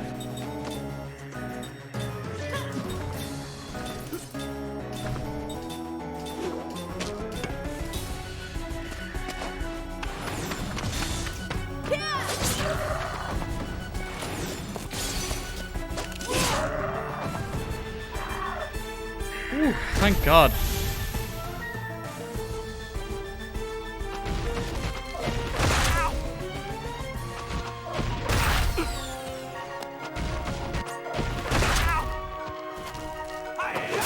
I've got to clean up the drags. Dog power of pain.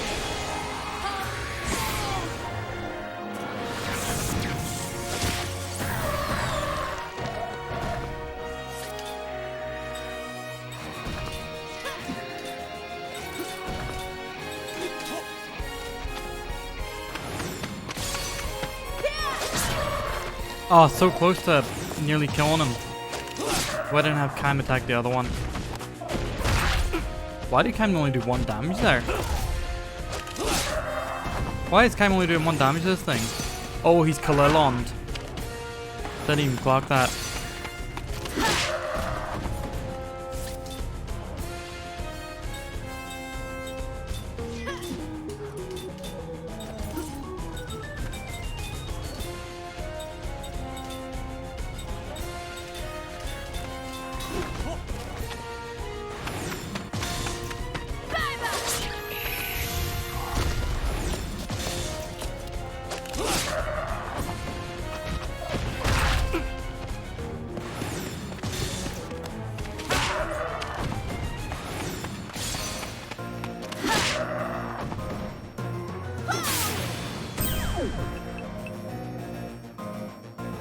Really is a shame that they never, like, actually turn the players or the characters into Kalelons.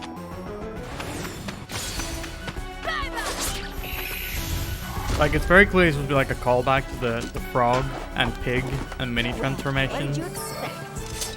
in the other Final Fantasies. But they don't actually transform the characters. Running away! Hey, if you want to defeat the body, just cut off the head.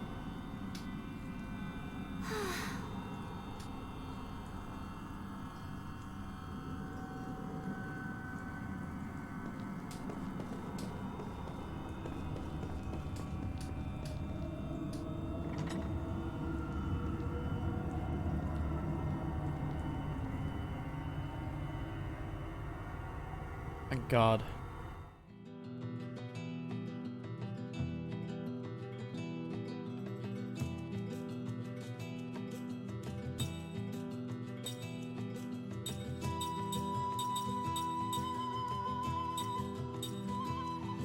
Guess we'll check out the city of Saman. I'm guessing we have to head through the Ice Canyon next to get to Gotsa.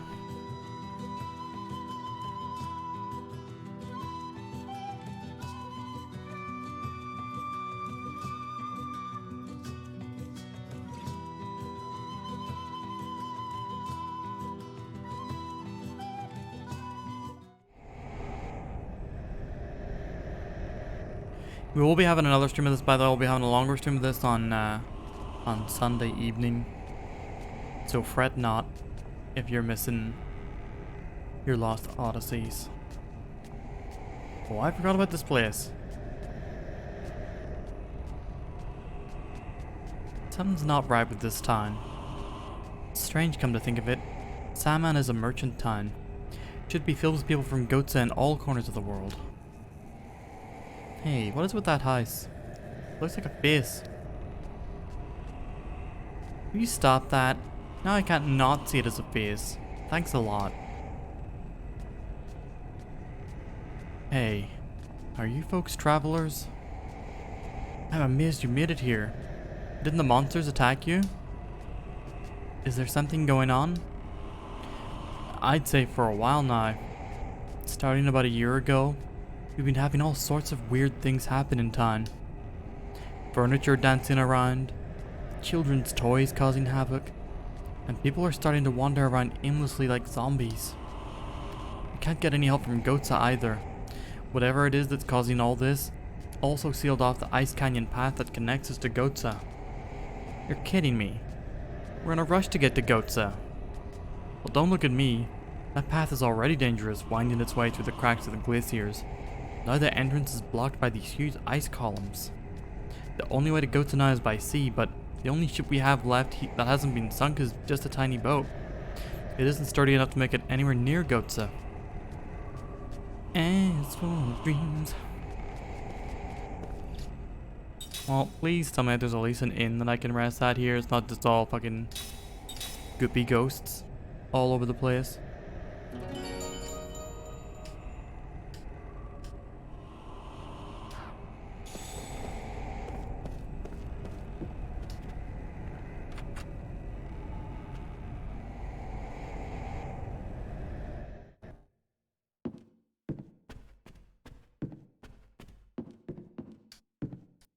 Won't steal your shit. Oh, first things first, actually. Get a slot seed for Sarah. Also, equip Ming with her new skill.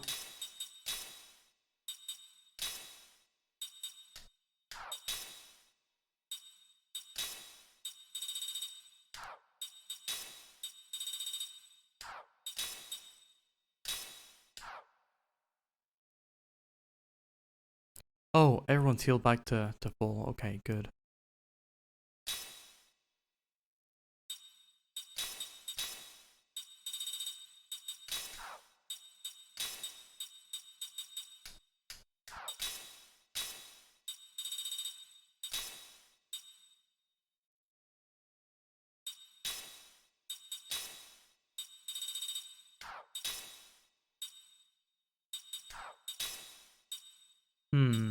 Not much that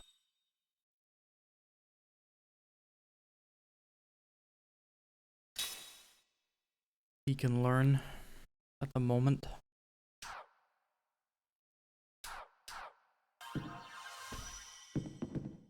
All he ever does is talk to that doll now. I'm afraid it might be cursed. I mean, it is kind of floating. Can't you see I'm quite occupied right now? Stop bothering me.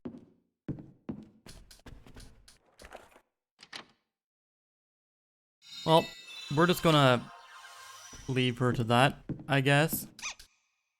Oh.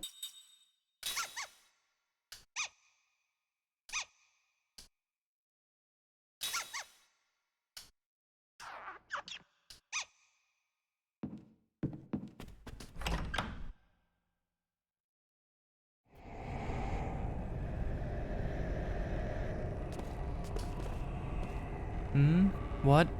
You expect me to say welcome or something? Look, just leave me alone and go die somewhere, okay? Jesus. Welcome to the town of Saman. This place is a real blast, let me tell you. Enjoy your stay.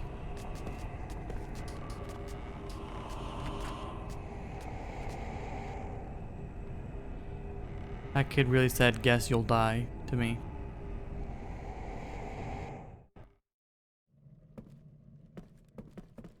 Why could this be happening?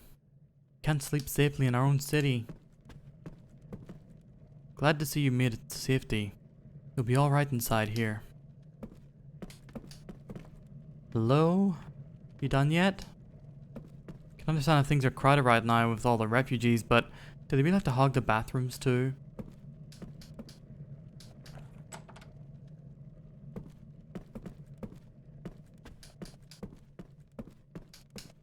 You tell me there is nothing I can rob in this inn room. Oh, yes there is.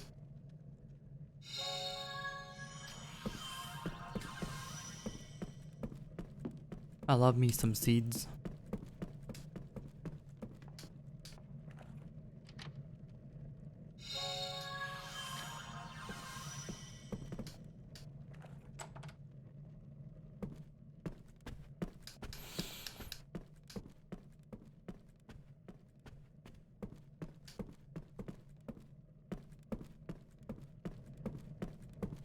Axa, are you there? I'm wondering if you're there, how you find that that boss fight in the Black Caves.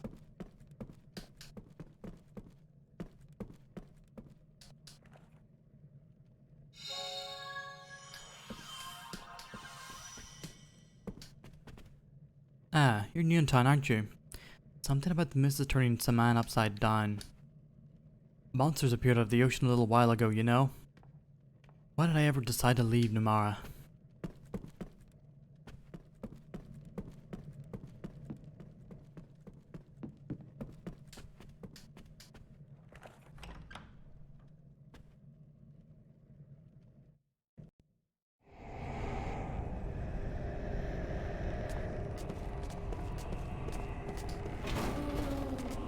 Gahaha. What are you so surprised about? Pathetic. It's a rude ass car. I just don't feel like doing anything.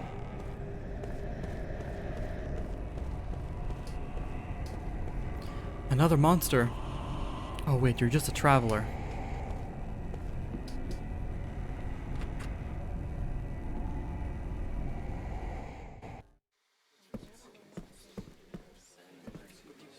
That magic machine is supposed to be able to play music, but it's broken now. Broken. I want to hear some music though. Maybe I'll have another drink.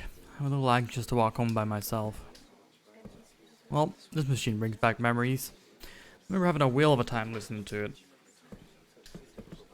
Kind of chilly here, isn't it? It's starting to get foggy too. I was back in Namara.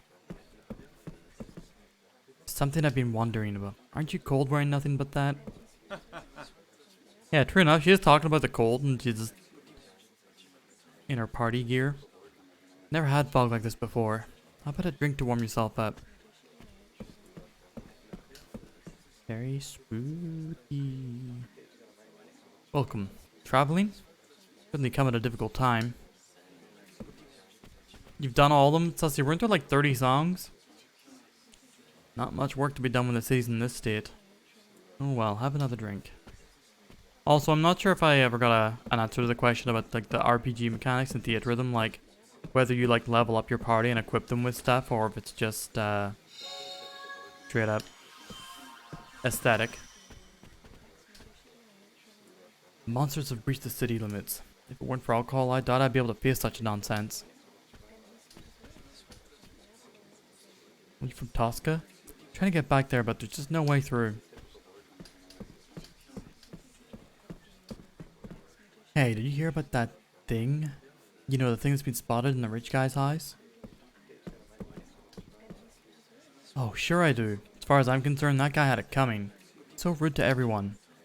Level up and get abilities. You can equip 3. You have attacker, mage, healer, defender, hunter roles. Oh, cool. Cool. I like the sound of that. I was hoping it would be, you know, rhythm game plus something. Looking at something invisible. I mean, cats just fucking do that. Cats just see invisible things. I need that water. I need it to become more and more beautiful.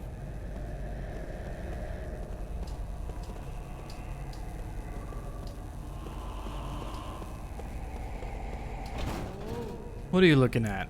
You got a problem with my headlights? Enemies drop treasure chests. Alright. I think I'm good to go with it. Nah. Thanks for the info. This money is all mine. Rich Reardon. This golden sheen, this heavy feel in the hand. No one else can have it. Whoa, hold on. Who the hell is this guy? Who the heck is this guy, rather? Don't think he's noticed us yet. Must be under a spell of some sort.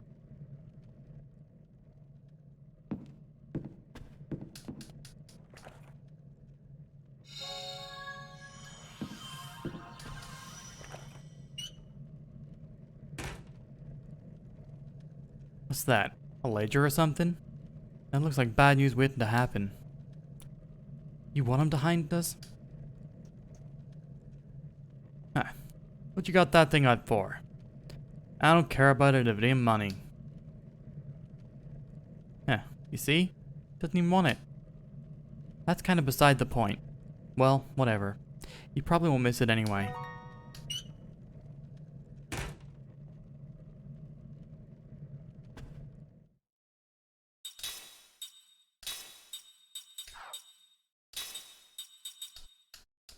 Contains evidence of smuggling. Did you smuggle from a haunted ass cave? Is that what you did?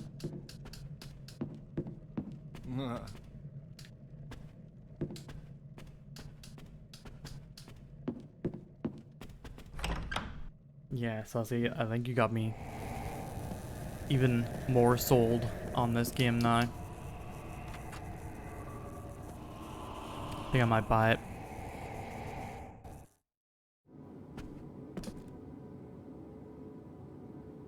Travelers, how are your shoes treating you? Pardon if I surprised you. I'm a shoemaker, you see, so I always worry about people's feet. Don't you worry about my grippers. There was once a legendary shoemaker, and the stories of his exploits enthralled me so much that I figured I'd become one myself. Oh, we got a memory. Do we have time for a memory? I reckon we have time for a memory. It's not gonna take us 20 minutes to read through this.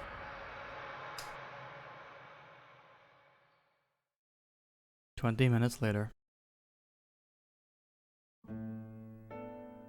The story of Old Man Grayo.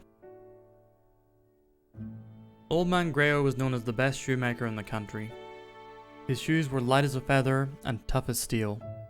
They were also expensive, 3 times higher than anything else on the market.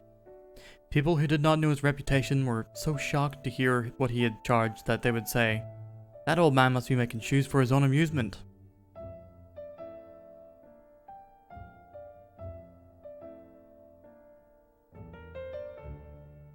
Of course, this was not the case. He had become a craftsman's apprentice at a tender age, and whenever he learned one of his master's skills, he would move on to more talented shoemakers. Before he knew it, he found himself making shoes for the grandchildren of his earliest customers. Grayo was such a skilled craftsman he could make any kind of shoe the customer ordered, but he was best at and most enjoyed making thick-soled traveling shoes. All his customers agreed, once you've traveled in Old Man Grayo shoes, you can't wear anybody else's. Some would say, you know what it's like to wear his shoes? You don't get tired the same way. You just want to keep walking as long and as far as you can. You almost hate to get where you're going. True craftsman that he was though, Old Man Grayo rarely talked to his customers, and he could be downright unfriendly. Complimented on his work, he wouldn't so much as smile. Instead, he would put another piece of tanned leather on his wooden shoe last and start hammering away. The only time the old fellow would crack even the slightest smile was when a customer visited his workshop to place an order. Not that he was ever thrilled to get an order. What he most enjoyed was when a customer brought him a pair of shoes that had outlived its usefulness. He would stare lovingly at the worn down soles and the disintegrating uppers, and he would actually talk to them. "You've done some good traveling, I see." His regular customers would never dispose of their old shoes themselves, because they knew how much he enjoyed this. Neither would they do anything so foolish as to clean the shoes before handing them over to the old man. He wanted them straight off the road, covered with dirt, oil-stained, and stinking of sweat. "These fellows are my stand-ins," he would say, choosing an honoured place for them in his storehouse. "They take my place on the road, you know. They've done their job. I hate to throw them away just because they're no good anymore." Proud craftsman though he was, Old Man Grayo never wore his own shoes. He couldn't have worn them, even if he had wanted to. His legs were gone from the knee down. A terrible illness had attacked his bones when he was very young, and the legs had been amputated to save his life. The old man had lived his long life in a wheelchair. He had never once left his native village. This was what he meant when he said that his shoes did his traveling for him.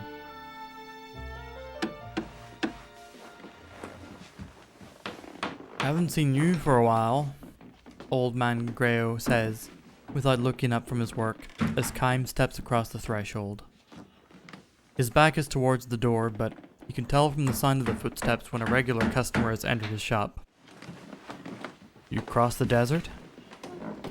The sign tells him how worn down the shoes are, and where they've been. Old Man Grayo is a craftsman of the first order. It was a terrible trip, Kime says with a grim smile, settling on a chair in the corner of the shop. When Old Man Grayo is in the final stages of shoemaking, almost nothing can make him stop work. All his regular customers know. Were my shoes any good on this one? They were great. Couldn't have done it with anyone else's. That's good. The old man doesn't sound the least bit pleased, which is to be expected. Grayo is especially curt when he's working. If Kime wants to see the old man smile, he'll have to wait a little while until he hands Grayo his old shoes during a work break. Here to order new ones? Uh-huh. Where to this time? Up north, most likely. Ocean? Mountains?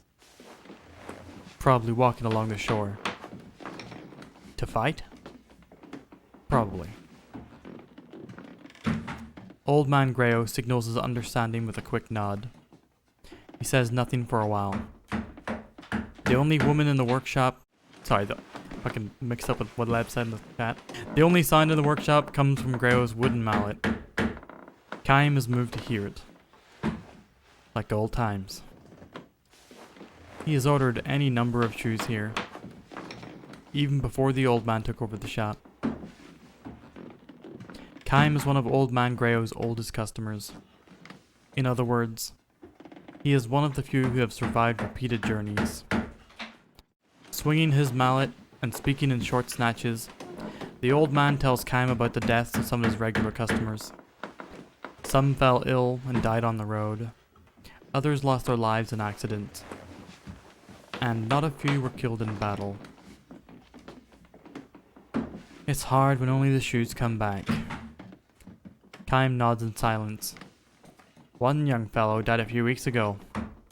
He was wearing the first pair of shoes I ever made for him. His soles were hardly worn at all. Tell me about him. You know, you hear it all the time. Leaves his hometown, wants to live someplace exciting. Parents try to stop him, but he goes anyway. I'm surprised he could afford shoes from you. The parents brought them. Sad, isn't it? They give their boy all this love and care, and he's barely out of childhood when he says he's gonna leave home. They finally give up and decide to let him go. They figure they can at least give him a pair of my shoes as a going away present. Less than a month later, he comes back a corpse. I don't know. Parents nowadays, they spoil their kids rotten. So damn stupid. Grayo snarls. Kime knows that the old man's feelings go deeper than that. Old Man Grayo is the kind of craftsman who would rush to make new shoes for the funeral of a sad young man who had breathed his last while his dream was only half finished. He would put them on the young man's feet in the coffin and pray that he would be able to go all the way on this final journey. Grayo falls silent again and wields his mallet. Kime notices how bent and shriveled the old man has become. He has known him a long, long time. Those days will be ending soon enough, Kime thinks, with an ache in his chest. Old Grayo finally reaches a point in his work where he can turn and face his customer. It's good to have you back, Kime. His face is covered with wrinkles. Kime realizes anew how old he has become. Where did you say you were traveling? The desert. Right, I think you told me that before. Kime shakes his head. The old man seems to lose his power of concentration when he isn't working, and his memory is shaky sometimes. Little by little, but unmistakably, Old Grayo is spending more and more time drifting in the space between dream and reality. People grow old and die. The truth of this all too obvious destiny strikes Kime with special force whenever he completes a long journey. So, you survived this one too, I see. Kaim looks at him with a strained smile. Have you forgotten? I can't die. Oh, I guess I knew that. And I never get old. I look just like I did the first time you met me, don't I? The old man looks momentarily stunned. Oh, I guess I knew that too, he says, nodding uncertainly.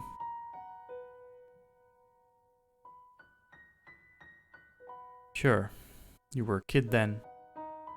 You just had that illness and lost your legs. Were crying all day long. That's right. I remember. You used to call me Big Brother Kaim and play with my old shoes. Do you remember? Yes, of course. Grayo speaks with certainty now. Either the fog has cleared or the distant memory has come back with special clarity because it comes from so long ago. The soles were worn down. There were holes here and there, and they had a sour stink of mud and sweat.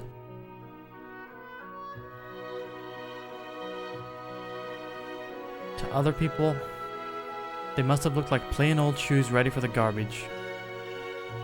But to me they were a treasure. I remember running my finger through the coat of road dust that covered them and trying to imagine where they'd been. Enjoyed them so much. I really enjoyed them. Kaim's shoes were what got old Grayo started as a shoemaker. It was all thanks to you, Kaim. If I hadn't met you, I would have spent my life cursing my fate. Instead, I've been happy. I'm happy now. Even if I can't leave this workshop, my sons can travel for me. I've had a happy life. He pauses. Well now, will you listen to me talking up a storm? Grayo says with an embarrassed smile. He extends a thick hand to Kaim. Alright now, give me my sons, he says, and Kaim hands him the worn-out old shoes he has brought with him.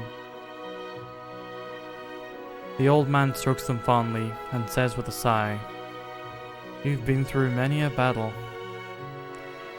I was a mercenary too, for a time. I know that. I can smell the blood. All the shoes that travel with you are like this. Are you angry? Not at all. I'm just glad you came back from this latest trip in one piece. I'll be leaving again, as soon as you make me new ones. Another one of those trips? To war? Uh-huh. When that journey ends, you'll leave on another one? Probably. How long can you keep it up? Kaim's only answer is a grim smile. Forever.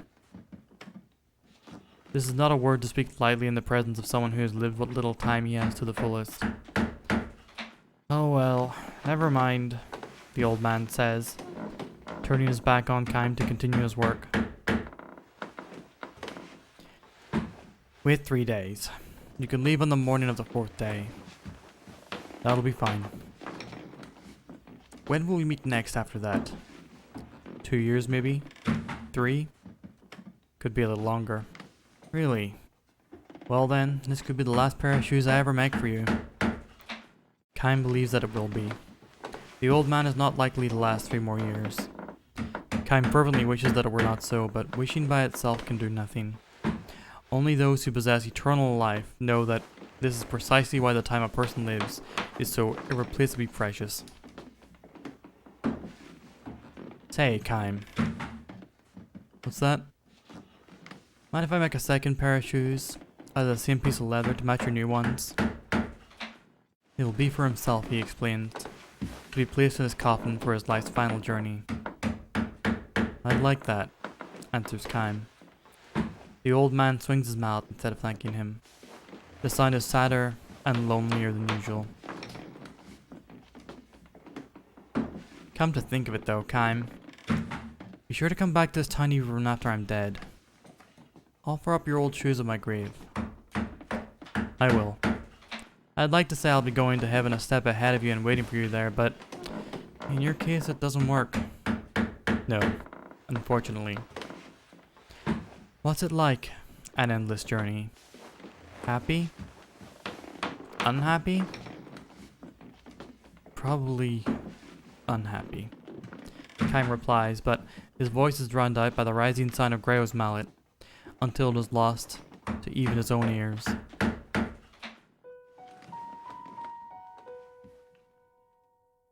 Old Man Grayo reached the end of his full span of years soon after Kime's visit to his shop. Because Grayo had no family, his grave in the cemetery at the edge of time was cared for by his many sons. In accordance with his wishes, his regular customers offered up their old shoes at his grave. Kime's shoes were among them. The words inscribed on his gravestone were chosen by Grayo himself.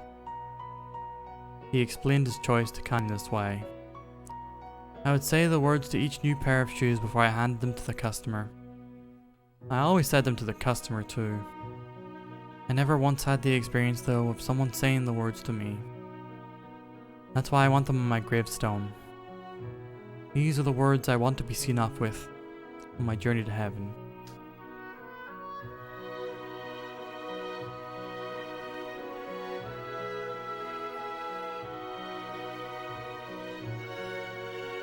Several decades flow by. Not only Old Man Grayo, but all the customers who knew him have long since departed the world. The only one who still comes to pay his respects is Kime. He no longer wears shoes that were crafted by the old man.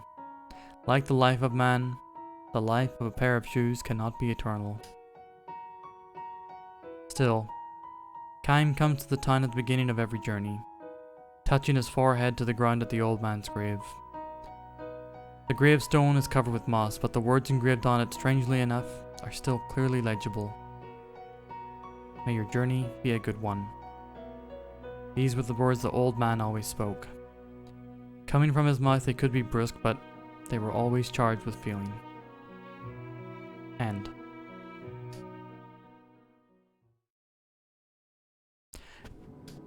Shoes, you say? Not for me, buddy. Grippers out all the time. We grip, grip, grip, grip, grip, grip, grip. We grip the whole night through.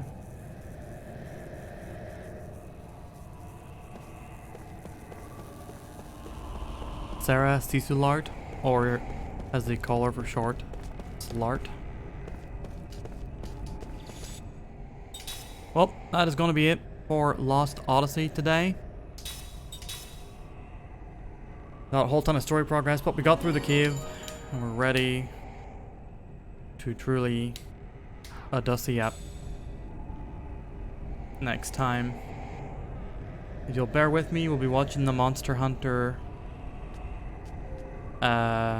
business live thing very shortly. I just have to, I'll set it up and then I will go for a quick pee. Hopefully I'll be back in time. The Slart on my cart in front of Kmart. Bum ba ba bum ba ba ba ba ba bum ba ba bum bum ba ba bum ba ba bum bum bum ba bum bum bum bum bum bum bum bum bum bum bum ba bum bum ba ba ba bum ba ba bum bum ba ba bum ba ba bum bum bum ba ba bum. Shit, we have 3 minutes left. Why is there no signed? Sussy, is there also no signed on your end? Oh, we got signed.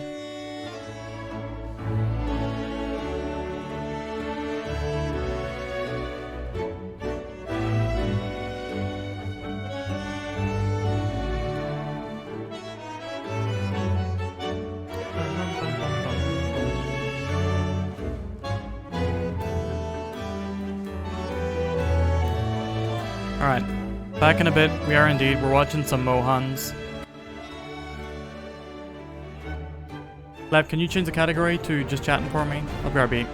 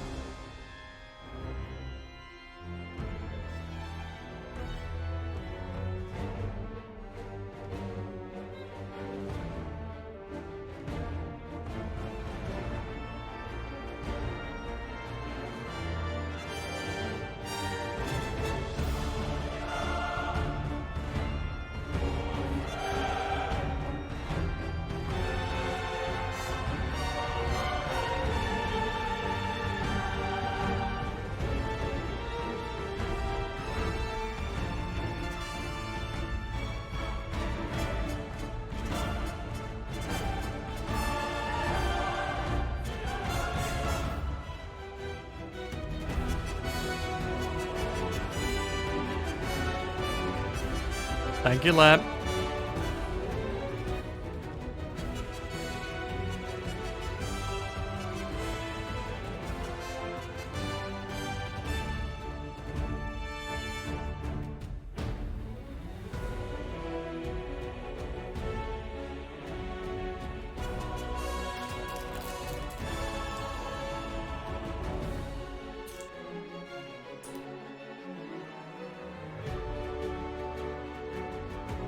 Time to complain about stuff. Let's fucking go.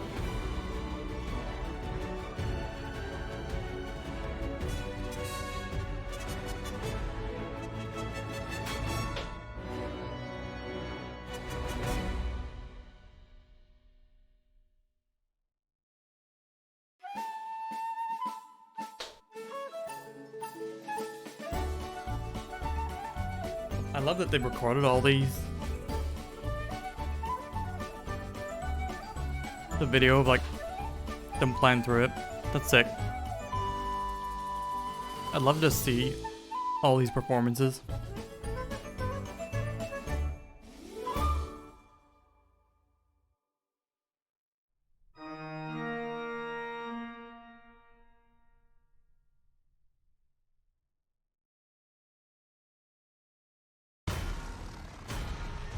Oh shit.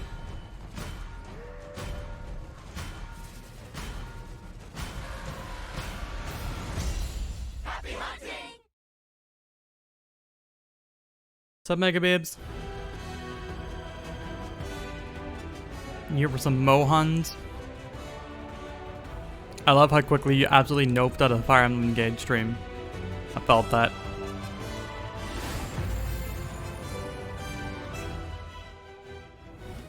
What's up, hunters? Y'all having fun hunting and all that? Today, I, Bahari, the kingdom's most prominent Give me a giggle when that scientist, happened. am here to share my research report on free Title Update 4 version 14. Y'all hear this with okay? you. This report is filled to the brim with new intel, and I finally get to show it to you right now. So without further ado, let's look at the latest trailer.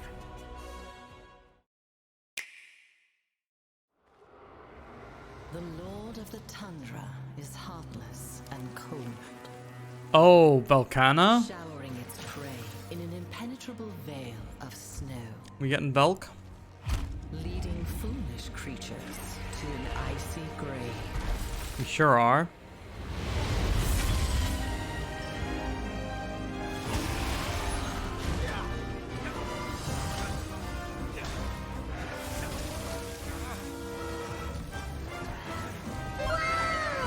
Oh, yeah. Enjoy drunk subs. Thank you very much. I will. You also get 20 votes of your choice towards whatever game you'd like. Risen Valstrax. I don't know what the deal with all these Risen Elder Dragons is. Thank you very much, Mega. For the gifts to Ghosto. Umber Sabaki, Squario, Cozy Burb, and Jellyfish.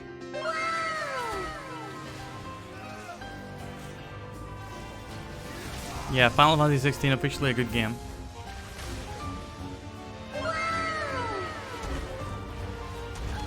Okay, so just Velcana and the Risen Valstrax. Can Ahmad please put through Mega's votes to Senran's, pretty please?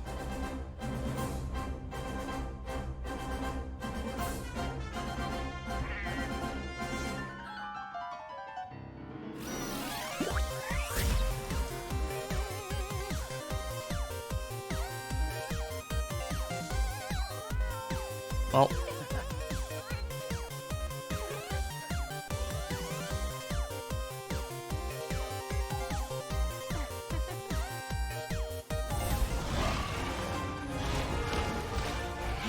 Mega take care. That's 20 votes towards Zenran.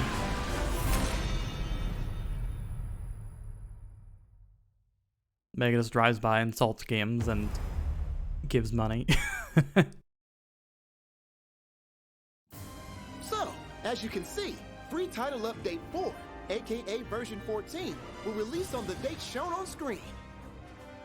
Now, let's analyze the info we gleaned from the trailer, shall we?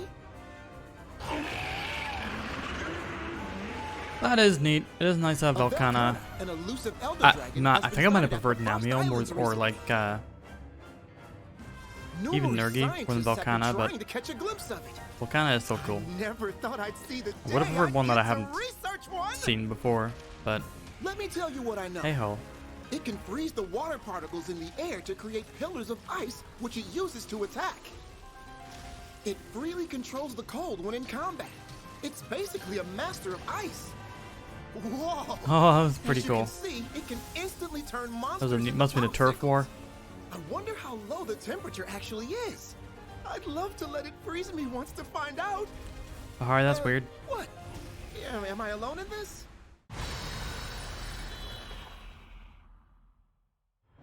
Uh-oh. Looks like we got trouble. A variant of the Crimson Glow Valstrax that has overcome the affliction. Just like Chameleos, Giastra, and Kushala Daora. I reckon quite a bit Poco Valstrax has to overcome the anomaly as well. like Elder Dragons ain't no fit joke. the balance, the As for the altered types balance of attacks you can Rise. expect, It's such I a have different no game. idea. They 'Cause tend to it's too always bring dangerous new to study, moves with them as well, which means that we'll have to rely on your reports. So, good luck with that. at least from what I've seen. If you bring back its materials, though, I'm sure Manale the blacksmith will hook you up with some new gear. And also, I mean, like they have to Probably work some like sweet new new systems skills, in the game too. as well, like Turf I'm getting Wars giddy just and thinking about it. The Velcana quest will become available from the way the Master mounting Rank works 10, and so on. and Risen Crimson Glow Valstrax from Master Rank 160.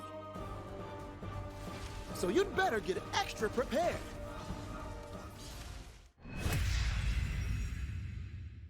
Like I'm sure they have a ton of Of course, there'll be new anomaly research content as well. Afflicted a Chaotic ton of help Gormagala will be in added getting to there AA thanks to the Star work they've done Quest. prior on them in other games. Also, the anomaly investigation level cap will be raised to World was 220, on the old engine? I didn't know and that. Elder Dragons will start appearing from level 111 and onward. This will yield new materials that unlock the cap for curious crafting. I knew that this was on the RE engine. So worth the trouble. Every title update also brings new goodies to the Anomaly Research Lab. So go hoard those investigation coins.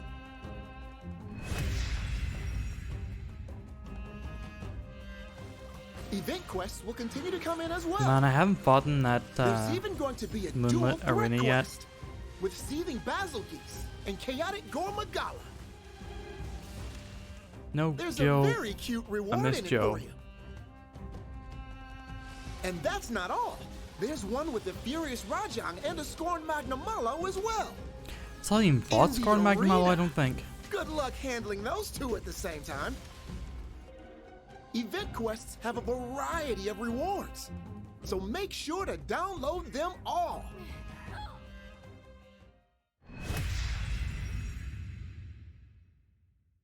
Right, now let's have a look at the new DLC. He reckons, he reckons. What are you doing? Hey, I'm hosting a show here. Hey!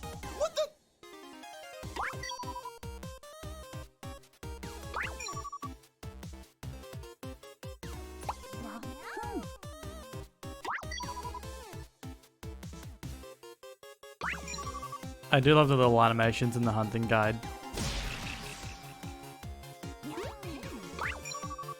I'm not sure I want to pay to play as the hunting guide characters though.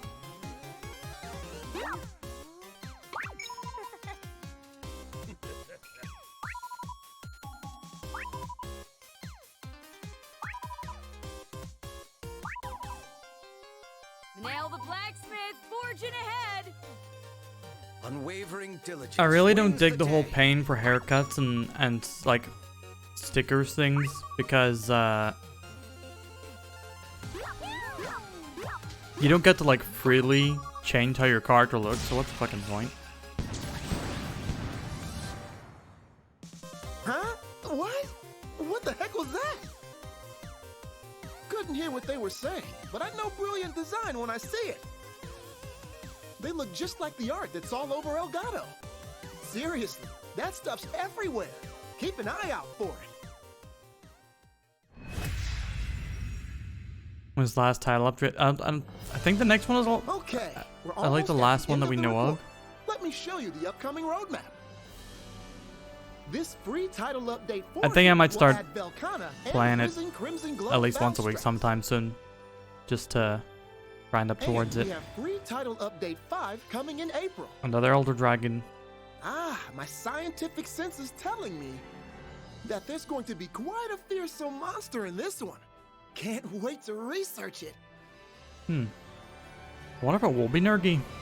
All right, everyone. If they're, time you know, for a recap. Monster Hunter Rise bring back both the Sunbreak flagships. Title Update 4, version 14, will release on the date shown on screen. And Kongolala. another update is coming in April. Kongolala has been turned into 2023. an Elder Dragon. Can't wait to see what monsters we'll run into. Also, Monster Hunter Rise was released on Xbox Series XS, Xbox One, Windows, PlayStation 5, and PlayStation 4 on January 20th this year. Sunbreak, the massive expansion, will also be coming in spring, so keep an eye out for more information. You don't like All right, time Velkhana? to get back to my research. Why not? See you in Elgato, everyone. Bye.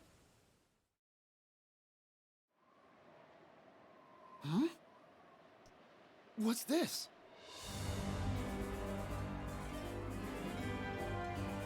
That's a very tiny Velkhana. Oh, is this a new variant? Hold on. Is that Velkhana Mount. a canine? Newsflash!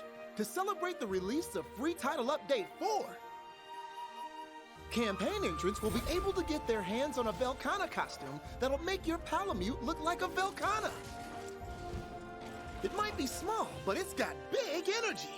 Take a ride on your Palamute. Run, with we're this both outfit, April and you're birthdays? Fuck guaranteed to off. Steal the show. Check the official website for more info about the campaign, and make sure not to miss out.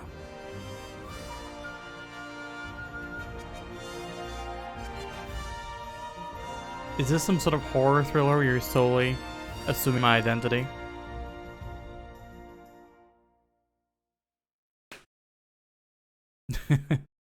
Can't have shit at twitch.tv / Provine Badness and or / Runetooth. Poco also April? Well then. Well, that is it for Monster Hunter. Yeah, this wasn't too bad. Volcana's not the most exciting one, but I mean, fighting new monsters is exciting in and of itself, or even returning monsters adapted to new systems. Hey everyone, welcome to today's community stream. Shush. Risen Crimson Glow Balstrax. I've not fought a single Risen thing. I came across one new variant or something of the like. Can't remember if it was the variant of Magnum Mallow, and then didn't beat it. But I haven't played Sunbreak in such a long time. Were we expecting more systems were geared? Nah, I was just expecting an Elder Dragon, but I would have liked to have seen an Elder Dragon that I maybe haven't had the opportunity to fight yet. rather than Velcana, who was in the previous game. But hey ho, I'll live. But yeah, that is going to be all for tonight's video games and Monster Hunters. And yeah, that's it for the stream. Thank you everybody for hanging out. I'll be back again tomorrow at 10:30 a.m. GMT. We're going to be playing some Horizon Forbidden West. Aiming to beat the game. We're aiming to beat it this time. But for now, let us go say hi to AO Hell. Beloved friend is playing some Dark Souls Remastered. She is currently 2 Lord Souls in, so who knows, she might end up beating it tonight if she really pushes. But yeah, thank you everybody for hanging out. Thank you Megabits for the 5 gift subs. Thank you Gazebo Kids and the Flipper for the raise, and thank you Zeke as well for a gift sub to Natho at the start of the stream. So yeah, tomorrow morning, Horizon Forbidden West. Friday evening, what do you call it? Something for the Unbound. Why does the name escape me? Base for the Unbound, that's it. I'll be taking Saturday off, no stream Saturday. Then on Sunday we have the double whammy of Chocobo GP in the morning and Lost Odyssey in the evening. We're copying Poco's raid message. I am where the real Dark Souls starts. But until next time, thank you once again everybody for hanging out today. I hope you all have a wonderful rest of your evening. Take care, be good, and bye-bye.